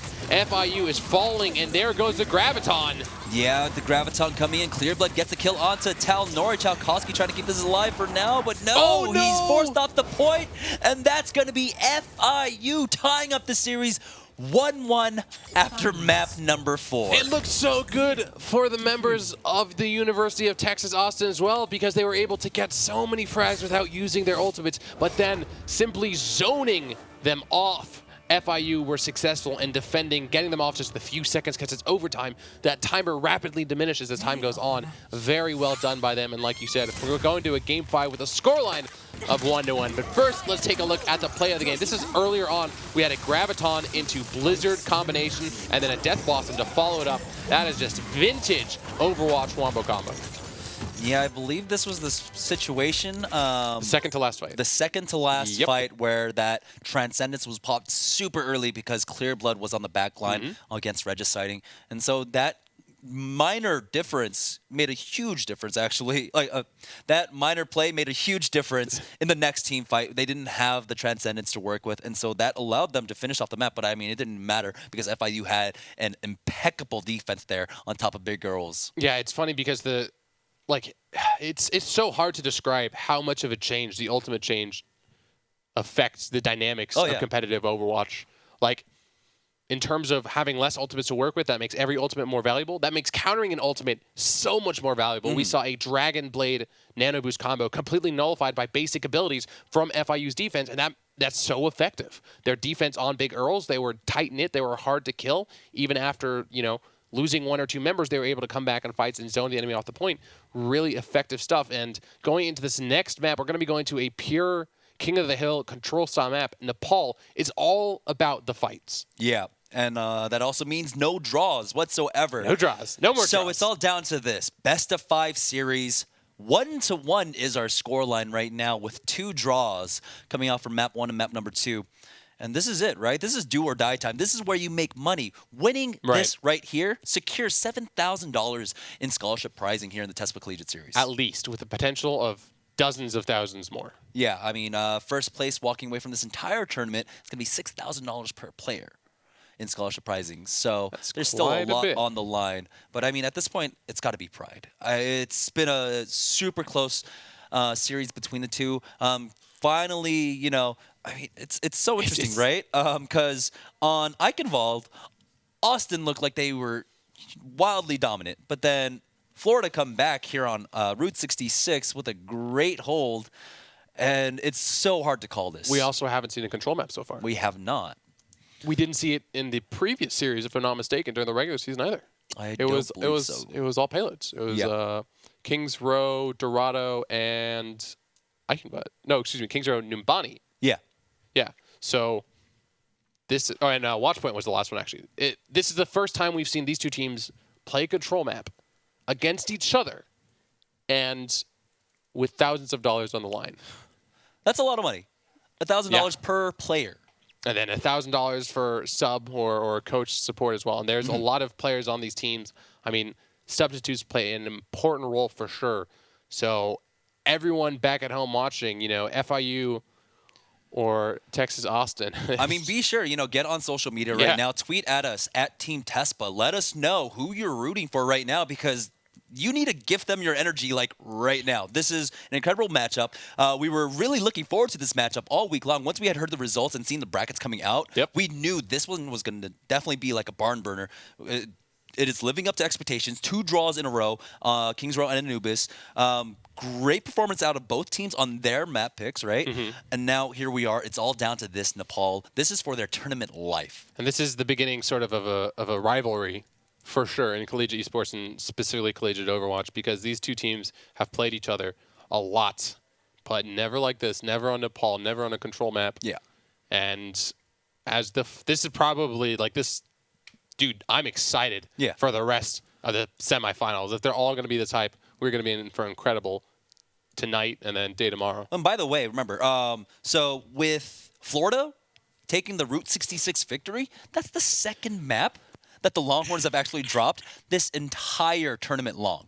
They're currently 15, I believe, and 2 now. And that's without ties, too. We haven't seen ties like that against the Longhorns, so... Here we go. We are on to Village here on Nepal. So, 1-1 is our scoreline in this best-of-5 series. Match point for either side, as we do have both teams competing on the high ground. There's going to be Traumas that gets the kill onto Chief. That was set up expertly by Barandun coming in with a flashbang, but Talnori will answer back. He is now on the Diva. So it's a 5v5 fight, but Florida International University are forcing them back as Clearblade gets the kill onto Chalkowski, and now they're on the hunt. Swaggernaut going in, takes out Talnori. Point is unlocked. Boys, you should go back and go ahead and secure that. Well, they've got a few people on there. They just want to make sure that they can pick up those frags. The point has been captured, and that first fight really starting off of the flashbang over the Reinhardt shield. They were able to close the distance fast enough and then get that initial pick. And in a 5-6 situation, like on these maps specifically, it's really hard to come back from that. Ooh, walling off the Reinhardt. Yeah, we did have the wall off come out. Got Walter boosted. dropping low. He was nano boosted, but he gets cleared up. But it's going to be Keldrum coming in with no focus on him whatsoever because everyone was focused on Chief there. Yeah, the thing is, the Reinhardt didn't go down as early as you might have expected him to after the wall because the nano boost kept him alive, and then the damage coming out from FIU was huge. So Swaggernaut finding 2 kills in that fight. Another clean wipe for FIU. And this is starting off very strong from the folks from Florida. Yeah, they've already got 2 ultimates in their bank right now. That Deadeye, along with the Earthshatter, Deadeye is going to get popped. So just go ahead and try and zone them out. They are split up as Keldrum gets the kill onto Chalkowski. So now immediately take a look at the positioning coming out from Barandun. Dropped pretty low, but that allows Traumas to get the kill onto Chief. Oh, man. Nice shots coming out from Barandun as he cleans up Scott there. Otter finally does get the consolation kill onto Clearblood, but that's not going to be enough right now. 60% on the board for FIU. Barandun on this McCree has been doing so well. Not only his dead eyes, but also simply his aim, landing those hits. Also the flashbang. He's every part of his kit he's abused to the fullest. And Walter's diving onto Chalkowski. The charge coming in, another kill over. The Longhorns were able to get the point, James, but I think they're just going to go down in this exchange. Yeah, there were a number of ultimates used on the side of FIU for that, though. So 10% on the, or 9% on the board for Austin. But take a look at that. They have 4, almost 5 ultimates on this next retake. But FIU, they're down to the Death Blossom. They might have the self-destruct. I mean, knowing Clearblood, though, he does such a great line of getting to the backline doing so much damage. He might have that self-destruct ready, as Barandun almost has his Deadeye. Sound barrier used by the blue team, by the Longhorns. But here comes the Death Blossom. Keldrum not able to find anything. Otter getting that frag, and he actually has the nano combo available. Gets taken down, though. Clearblood with 2 kills and the self-destruct available. Is he going to pop it? He does. That's going to force the members of Austin off as Clearblood gets the kill onto Chalkowski right now. During all that, though, Austin were able to take the point right now. Talnori doing a good job of trying to keep this alive for now, but the point should get flipped any moment soon as he's actually doing some AD there. Point still in favor of Austin as actually they come back in to contest. Chief will go down, though. So now they got to be very careful here. It's at 40% for Austin. And we do have the ultimate on the side of Otter right now, but Clearblood doing such a good job of actually buying time for his team right now. Otter in the back line. Again, he is on the hunt. There we go. Death Blossom, but immediately gets shut down by Traumas as Scott finds a kill onto Clearblood. It's still in favor of Austin right now, and somehow they held on. They were able to respawn, come back, and continuously win that fight. The trickling in was incredible. Talnori's Diva. This guy just comes down and plays all of these different heroes so effectively for his team. And it took a situation in which FIU seemingly had the control and was looking to win this first map, and all of a sudden flipped on its head now. The Longhorns with 2 strong ultimate abilities in favor of their team. They've got only a couple of moments left. FIU is going around the side, so they're going to be able to fight them on the point. We do have the Deadeye getting popped by Chalkowski here. It's going to be lined up on the tanks. Oh, what a great flanking Earthshatter comes out. Chalkowski picks up a double pieces. Otter comes in. Chalkowski with the triple. Talnori will clean up Clearblood for that. Great setup. They did flip the point. So right now, UT Austin only at 85%. FIU will have one more opportunity to push forward. And that was a lot of ultimates committed for that, though. Yeah, but that setup was entirely worth it. They were able to win the fight, get the point again, and now FIU needs to get onto the point. They only have a couple of seconds remaining, James.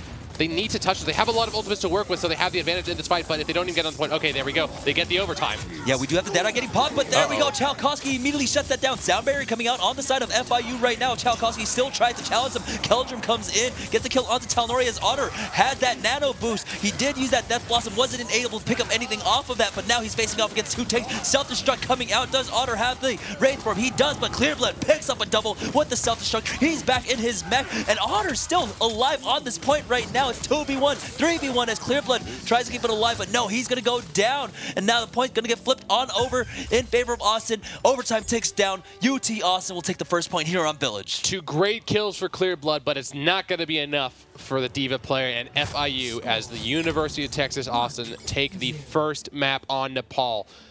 And what a doozy it was. Initially, FIU had such a strong advantage, won the first team fight, won multiple following team fights, but the Longhorns were able to stay resilient.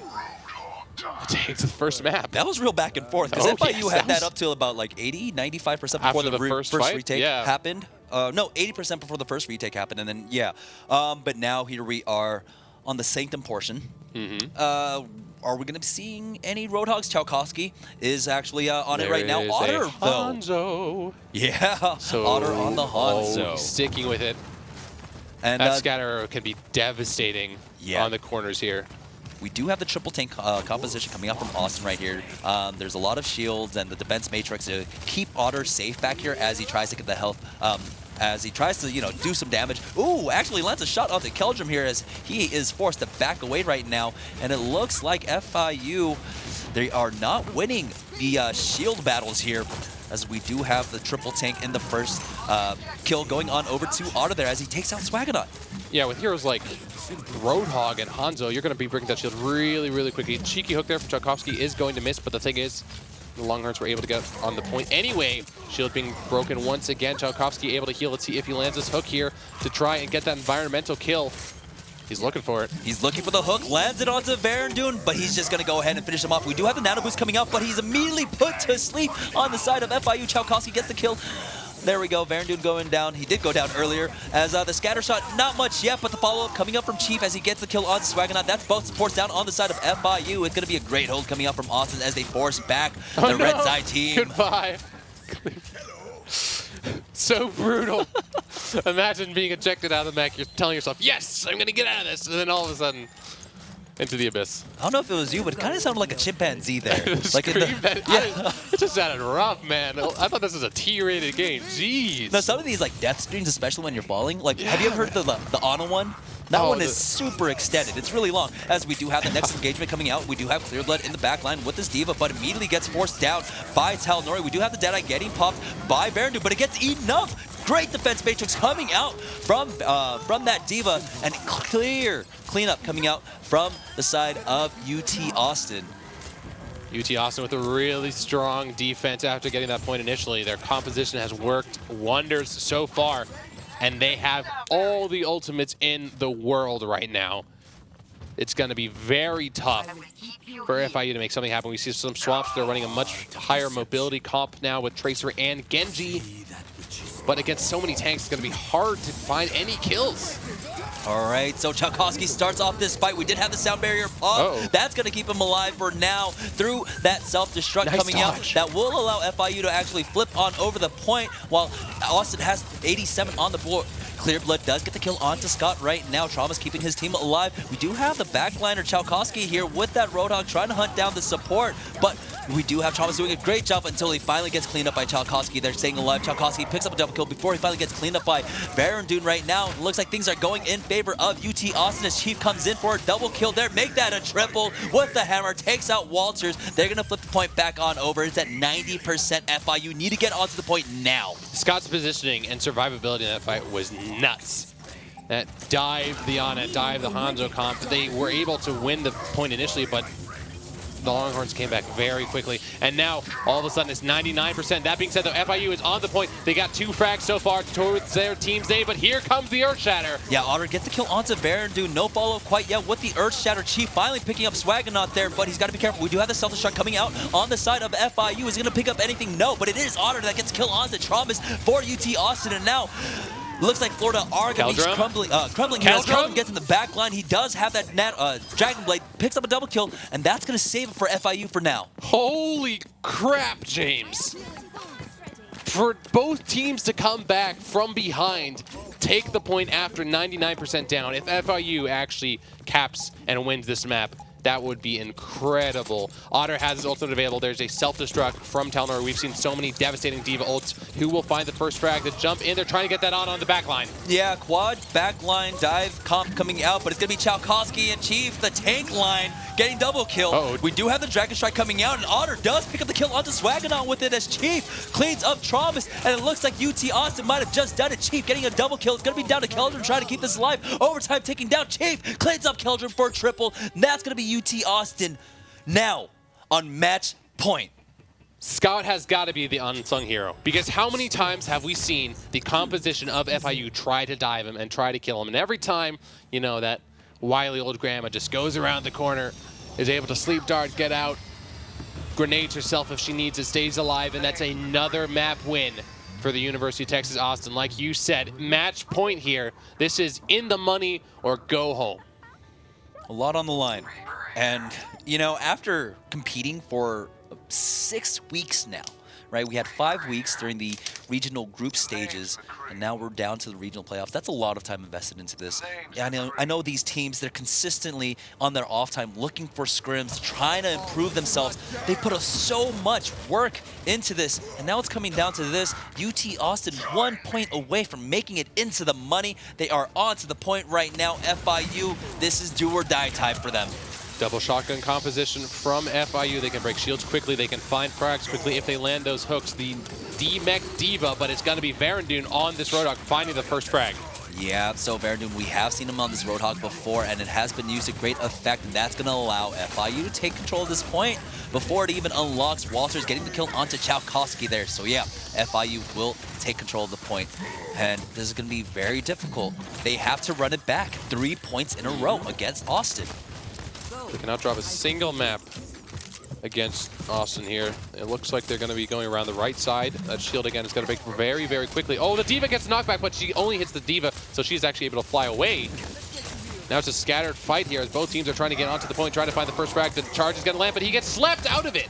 Yeah, that's one of the great things about Anna. She can shut down so many of these offensive abilities as Walters gets the first kill onto Chief now. So FIU doing a great job so far in holding. It is a 6v5 in favor of the Florida squad.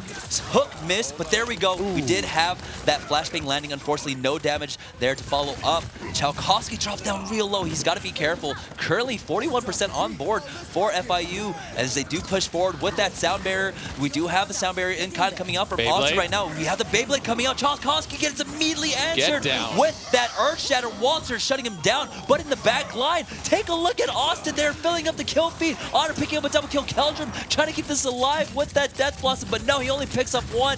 He's kiting around, but finally, Verandun gets cleaned up by Regiciding it. Now it's all down to Keldrum, 25 HP. He's not long for this world, as finally Austin are able to take control of the point, but FIU, 64%. With so many ultimates used on the Reaper, so many abilities for both sides used to delay and destroy him, the rest of the team was able to come through and get so many kills in the favor of Austin, and they are able to get the point, but a lot of time had passed before that. FIU has a reasonable foothold in this game. They just need to defend. Oh my god. Otter unfortunately turning the corner at the absolute wrong time. We do have the self-destruct coming up, but everyone is able to make it to the safety of pillars and shields. Boosted Fire Strike, 150 damage, clean kill. That was dirty. So now FIU at 72%, trying to get their first point on the board here on Nepal up against UT Austin, who are on match point.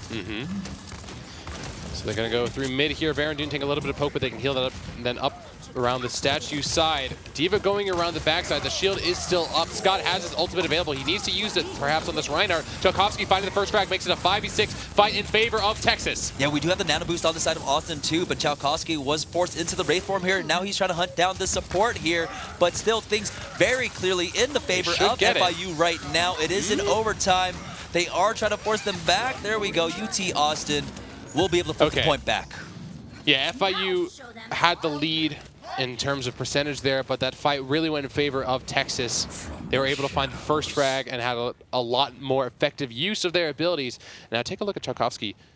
A lot of teams will go up on this high ground through the right side, and he's probably preemptively predicting that. That being said, though, he can jump down if he needs to, but it looks like they're going around the left side, entirely circumventing this Reaper, and this might work wonders for FIU. Yeah, so FIU approaching from the cliff side here as the hook does come out. It lands on Talnori. He was going to be the recipient of that biotic nade, but it's going to be Chief coming in with the dive. Talnori cleans up Baron Dune there. Keldrum answering in kind, but it's not going to be enough as Tchaikovsky comes in. Walter's trying to keep this alive for his team, but no, he is surrounded. He will get cleaned up by Tchaikovsky there. That's going to allow UT Austin to force them back 70% on the board for them. The only ultimate used as well in that fight for UT Austin was simply the Earth Shatter. So they are going to have 4 ultimates in their bank. Scott is healing up his allies. You see his ultimate meter rapidly increasing. And FIU, they have a couple of tools in their toolkit. They're actually going to be close to having 6 ults, but they need to make something happen fast. All right, so 87% now, and taking up Tchaikovsky is in the back line. He had that he had the Death Blossom, but unfortunately was forced back away with the whole hog. Tchaikovsky dropped down to about 27 HP. Traumas comes in, will clean him up as Keldrum will get a Death Blossom of his own. Clear Blood with that self-destruct will find the kill onto Talnori, and it looks like FIU might have just done it.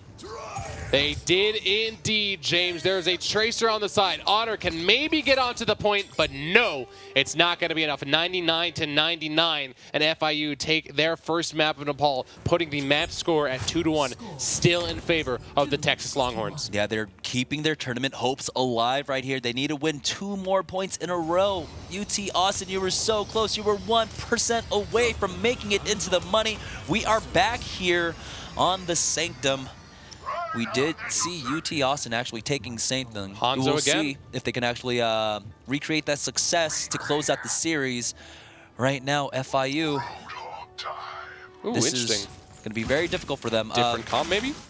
Baron Dune is going to be sticking to that Roadhog. Clearblood, of course, on the Diva, and then Walters on the Reinhardt. Keldrum picking up the Reaper there, so we'll see how that works out for them right now. No Hanzo coming out from Otter, though, is the story here. Right, so they're going to have double shotguns now instead. They can still break shields pretty quickly, but it's going to be a little bit more evenly matched since there is double shotgun for FIU as well. First hook, first shield breaking, those are telling signs. Both hooks going to go wide, and the Diva blocking a lot of damage with their right clicks. Yeah, so mirrored compositions coming out, but no one really with a clear advantage. The barrier's really low on both sides as the point has unlocked. We do have members there. There we go. Hook comes in, but the sleep comes out. Tchaikovsky will actually be able to survive there. Baron Dune will fall to his death. Otter has to fall away as he was dropped down pretty darn low. Clearblood once again in the back line gets the kill onto Scott, and he's been doing such a good job of taking out these supports. Clearblood really has on the point right now. The members of the Longhorns are trying to fight back. The boosted Reinhardt from FIU is doing work, though. Sound Barrier is going to come in from Texas, and I think, James, is probably going to be the fight finally in their favor. But still, the members of FIU flooding in. Yeah, no one's actually taken the point yet, by the way. It's been unlocked for about a minute and a half now, but it looks like Austin might have just done it as Baron does drop here. So now we have one person on the board. UT Austin will finally take control of the point. So about 60 seconds ago, when that fight started, the members of FIU trying to go onto the point actually bit them in the butt because the Roadhog hook was able to get that environmental kill very quickly on, and it became a 5v6. That being said, they were able to defend really valiantly for a long time, but eventually Texas will find the first advantage on this map. Yeah, Otter does have his Death Blossom, but there is an answer for that. FIU Walters does have it. Oh no, unfortunately he fell into the corner. Earthshatter coming out. Chief gets the kill onto Clearblood with that, but Clearblood comes up with the triple after death with the self-destruct. So Walters starting to clean up. Keldrum coming in to find this last member of Austin. 33% on the board before it gets flipped over for FIU. He's a Diva legend. Not only is he using and abusing improved mechanics of Diva's kit, we saw him chase down targets so often. A 3-man self-destruct, raw on the point, and here comes Keldrum. Gets 2 raid forms after the hook to make it out alive. And FIU, they didn't get the point initially, but they still have fight in them. Now FIU, they do have 3 ultimates here to work with, so this hold could be absolutely brutal as Talnori is going to go ahead and commit suicide. It looks like he might want to go ahead and swap off. He might have just been able to run back, and it would have been faster with a Diva. So might have just been an error. Oh, maybe he was trying to get his mech back. Oh, yeah. That could have been it. Yeah, as we do have the hook coming in. There we go. Otter gets hooked on it, but unfortunately, line of sight broken because of that Diva. That's a pretty big model to try and deal with. Earthshatter comes on out from both sides, it looks like.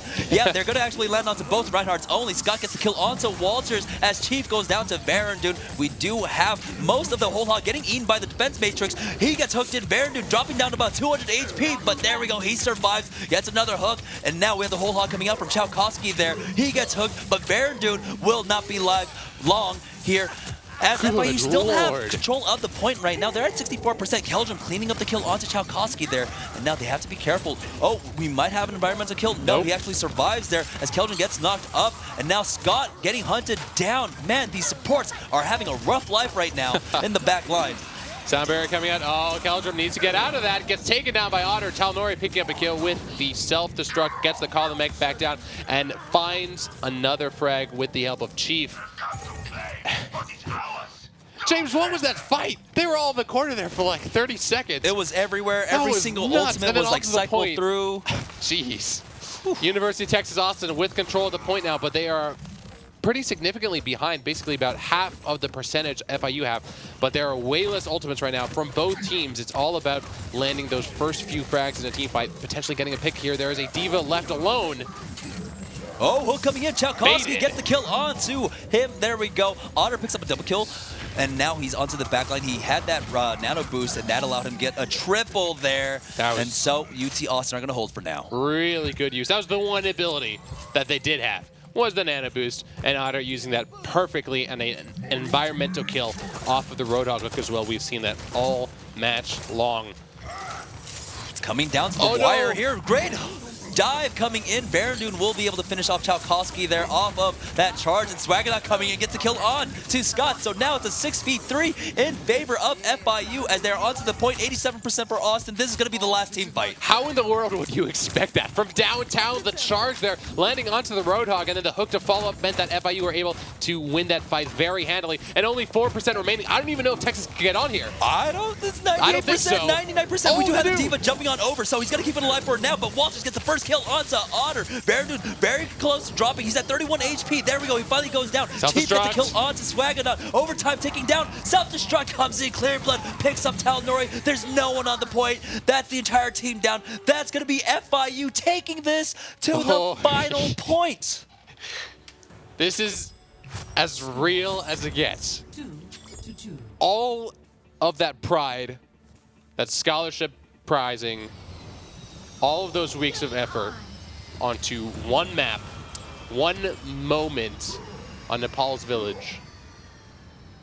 Dude, this is it. Is FIU going to be able to do it? Live up to their title of the Texan Killers here? I mean, that would be legendary. The run back is real coming up from FIU right now. That would be a 3-2 run back if they did it. I don't know what to expect. Like, it's not even a 3-2 run back because they were already down to one map. They had to tie it up on game number 4.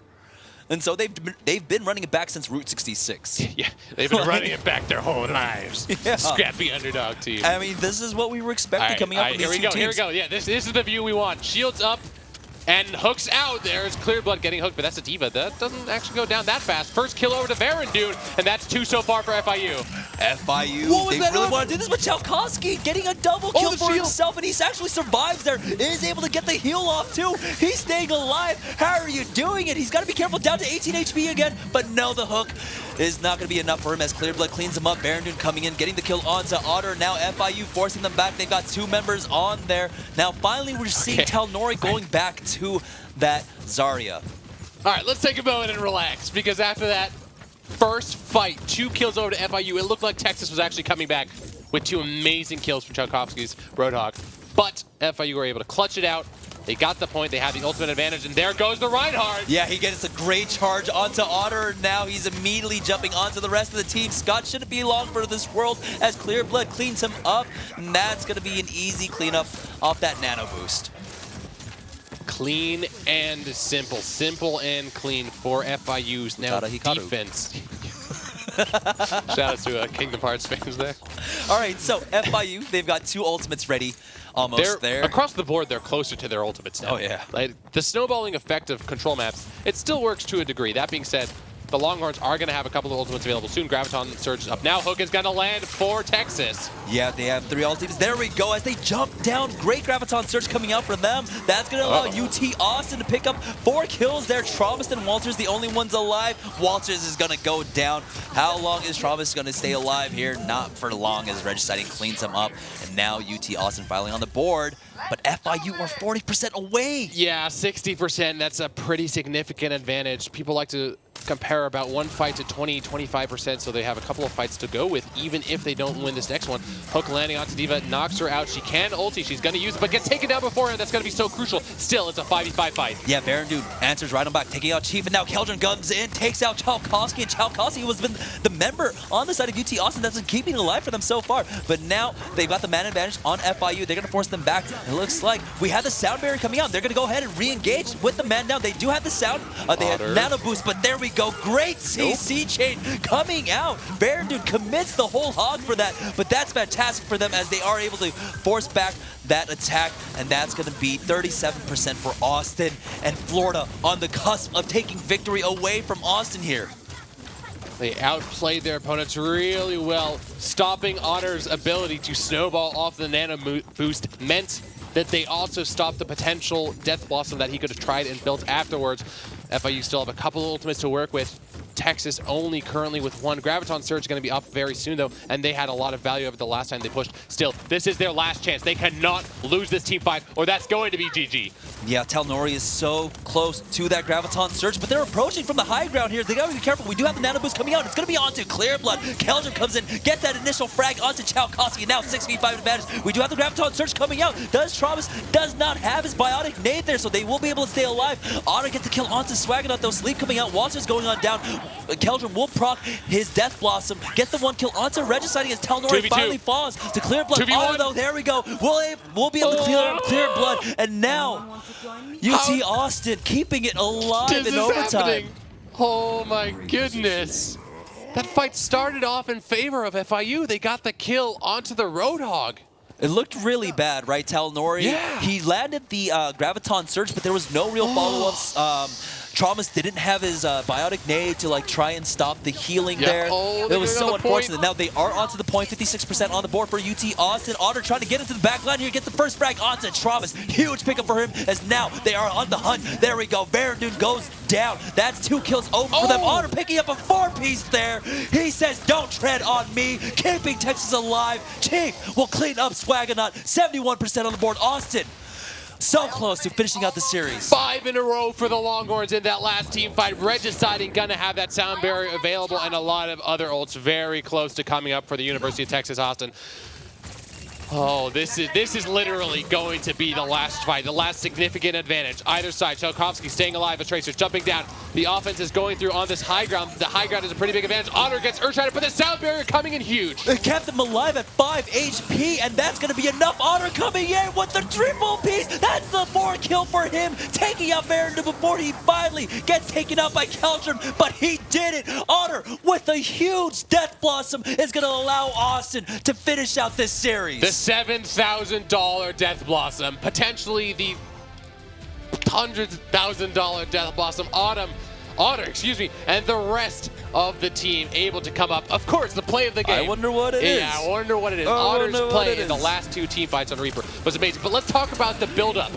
Sound barrier to keep him alive, the 4K afterwards, and he does get taken down. But the thing is, 4 members of FIU were dead at this point, and that means Texas, the Longhorns, were able to take it, and they are going to be moving on to the regional finals, and they are in the money, James.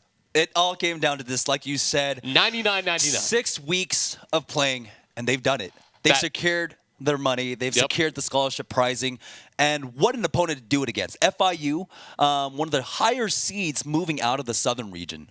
But they were able to, once again, take them down. I mean, I'm going to be looking forward to this rivalry in the years to come because FIU did amazingly, and they weren't able to win this time. It came down to that small 4 HP. It was one moment. Yeah, 4 HP on. Okay, it was the sound barrier too, dude. Yeah. All credit to Otter for amazing play because he outplayed the Ana, which was crucial in that fight. But the sound barrier to keep him alive with only a sliver of health and then to come back. Just the team play overall from the Longhorns was so good, and as a result, they made it. And that series was just rife with drama. It was Oh, yeah. so back and forth on all of the maps there. Like, there was no clear, like, oh yeah, UT Austin's going to win this. No. Each single point, all 5 points, all the way through. It was so close between them. And, congratulations to the Longhorns. The entire series, too. Yeah. We had a tie game, a 3-3 score. We had domination on Anubis. We had domination on Eichenweiz. We went to every single map type in the game. And finally, on the last map, the last moment, the last percentage of this control point, the Longhorns are going to take it. Yeah. And now we can actually speak to Otter, the man of the hour, Yeah. the $7,000 Death Blossom there. That is Edward Otter Eustach from the University of Texas, Austin. Congratulations on your victory today, Edward. How are you feeling, dude? Honestly, that was a pretty crappy game. I was expecting us to just win a lot better. I feel like with the preparation we had, that we would have done a lot better. But I'm feeling great. I mean, what matters is the W, I guess. Yeah. So I'll take that much. I don't know. I felt like we should have played a lot better there. I don't know. I'm ever the critical person. The fact that you made it this far, Otter, I think is really telling of how hard you guys have been practicing and how seriously you've taken this. On that note, you guys have played Florida before. Oh, yeah. How did you prepare going into this? So, what we did was we just looked over the 3 maps that we played in week 5 of the groups. I noticed a lot of things that like Kings Row is like FIU's favorite map. So when we played them on the first map, it was going to be. I already knew it was going to be a tough one. But after that, I mean, with all the tiebreakers, like I was not ready for anything that was about to happen after that first map. Honestly, I can't say that the preparation that we had was 100% useful there, but I do think that what let us shine in the end was our ability to adapt. We noticed a lot of things that they like to do towards the end, especially on Nepal, and we just really capitalized on all their mistakes. Yeah, it looks like you guys, excuse me, my voice is a little here. So you guys definitely did do your preparation. We saw on Eichenwald, your defense, particularly bringing out the Symmetra and the Torbjorn. Now, was that practice before the patch or on like PTR or what? So we had actually messed with this comp a lot on Eichenwald because, I don't know, anything to run pocket picks, I guess. And so we ran it pre-patch, and I mean, we had a lot of fun playing it, and we actually thought it was really good. I remember seeing Kingdom do it the first time. I think they played like Selfless or something, and it was like the easiest Eichenwald victory I'd ever seen. So now that Torbjorn got buffed, I mean, it's all money there. Like honestly, we had armor packs like every single fight. You couldn't dive us because we just had 75 extra armor on all of our heroes. It was just too big of a deal at that point. It snowballed so hard. Yeah, Talnori's play was incredible. Honestly, for the entire team, they all had moments when they shone, specifically when Regiciding saved your life with that sound bear in the last few moments of Nepal and Village. Yeah. What was going through your mind on that? Because afterwards, it was incredible. So there was about 5 voices going on at once, and when it's 99%, the overtime bar is ticking. It's almost like I just entered the zone, and I just kind of started phasing things out, and I said, Skylar, Anna, heal me, and then I just kind of walked in. I was just like, whatever, it's time. I have no other choice. It's time to go ahead and press Q. I don't know, 99%. You got to do what you got to do. All right, so you guys have made it into the money. $7,000 in scholarship prizing. Do you guys have any final words for your fans, for your campus, everyone out there? I'd like to thank our campus, our Tespa directors, Tiffany and Chris. They have given us, honestly, the best experience ever. As the captain, I don't even do anything. I just get on and I tell people what to do. They take care of everything else. So I have to give a shout out to our Tespa directors. I'd like to give out a shout out to my friend Louis. He helped me a lot on this. The Louis? Wait, is that the Louis? Oh yeah, that's Colorado Clutch. The 17-year-old Louis. We're fans. Oh yeah, I'm sure most people were fans of him when they saw him in some of our scrims. It was great. And my final shout out is to the University of Cincinnati. I mean, I got to give a special shout out to Meowmere. He's makes me strive to be everything I possibly can be every single day, and I'd like to thank him for that so much. Wow. All right. Ever the gentleman. That is Otter, the man of the hour. Congratulations and good luck moving forward. You guys are going to be moving on to our Sunday matches to play for that #1 spot to move on to the live finals. So once again, thank you very much, Otter. Oh yeah, thanks, man. It was great games. Hook 'em horns. Hook 'em horns. Hook 'em horns. There we go. All right. So, I mean, there's so much to say there. Yeah. Draw on Kings Row. Draw on Anubis. It came down to a best of 3 here in this best of 5 series. It went. It came down to one map. One James. map, One 1%, control map. 99 to 99. Like, you can't write this stuff. No. Like, this is, incredible. But yeah, they did it. They secured their spot.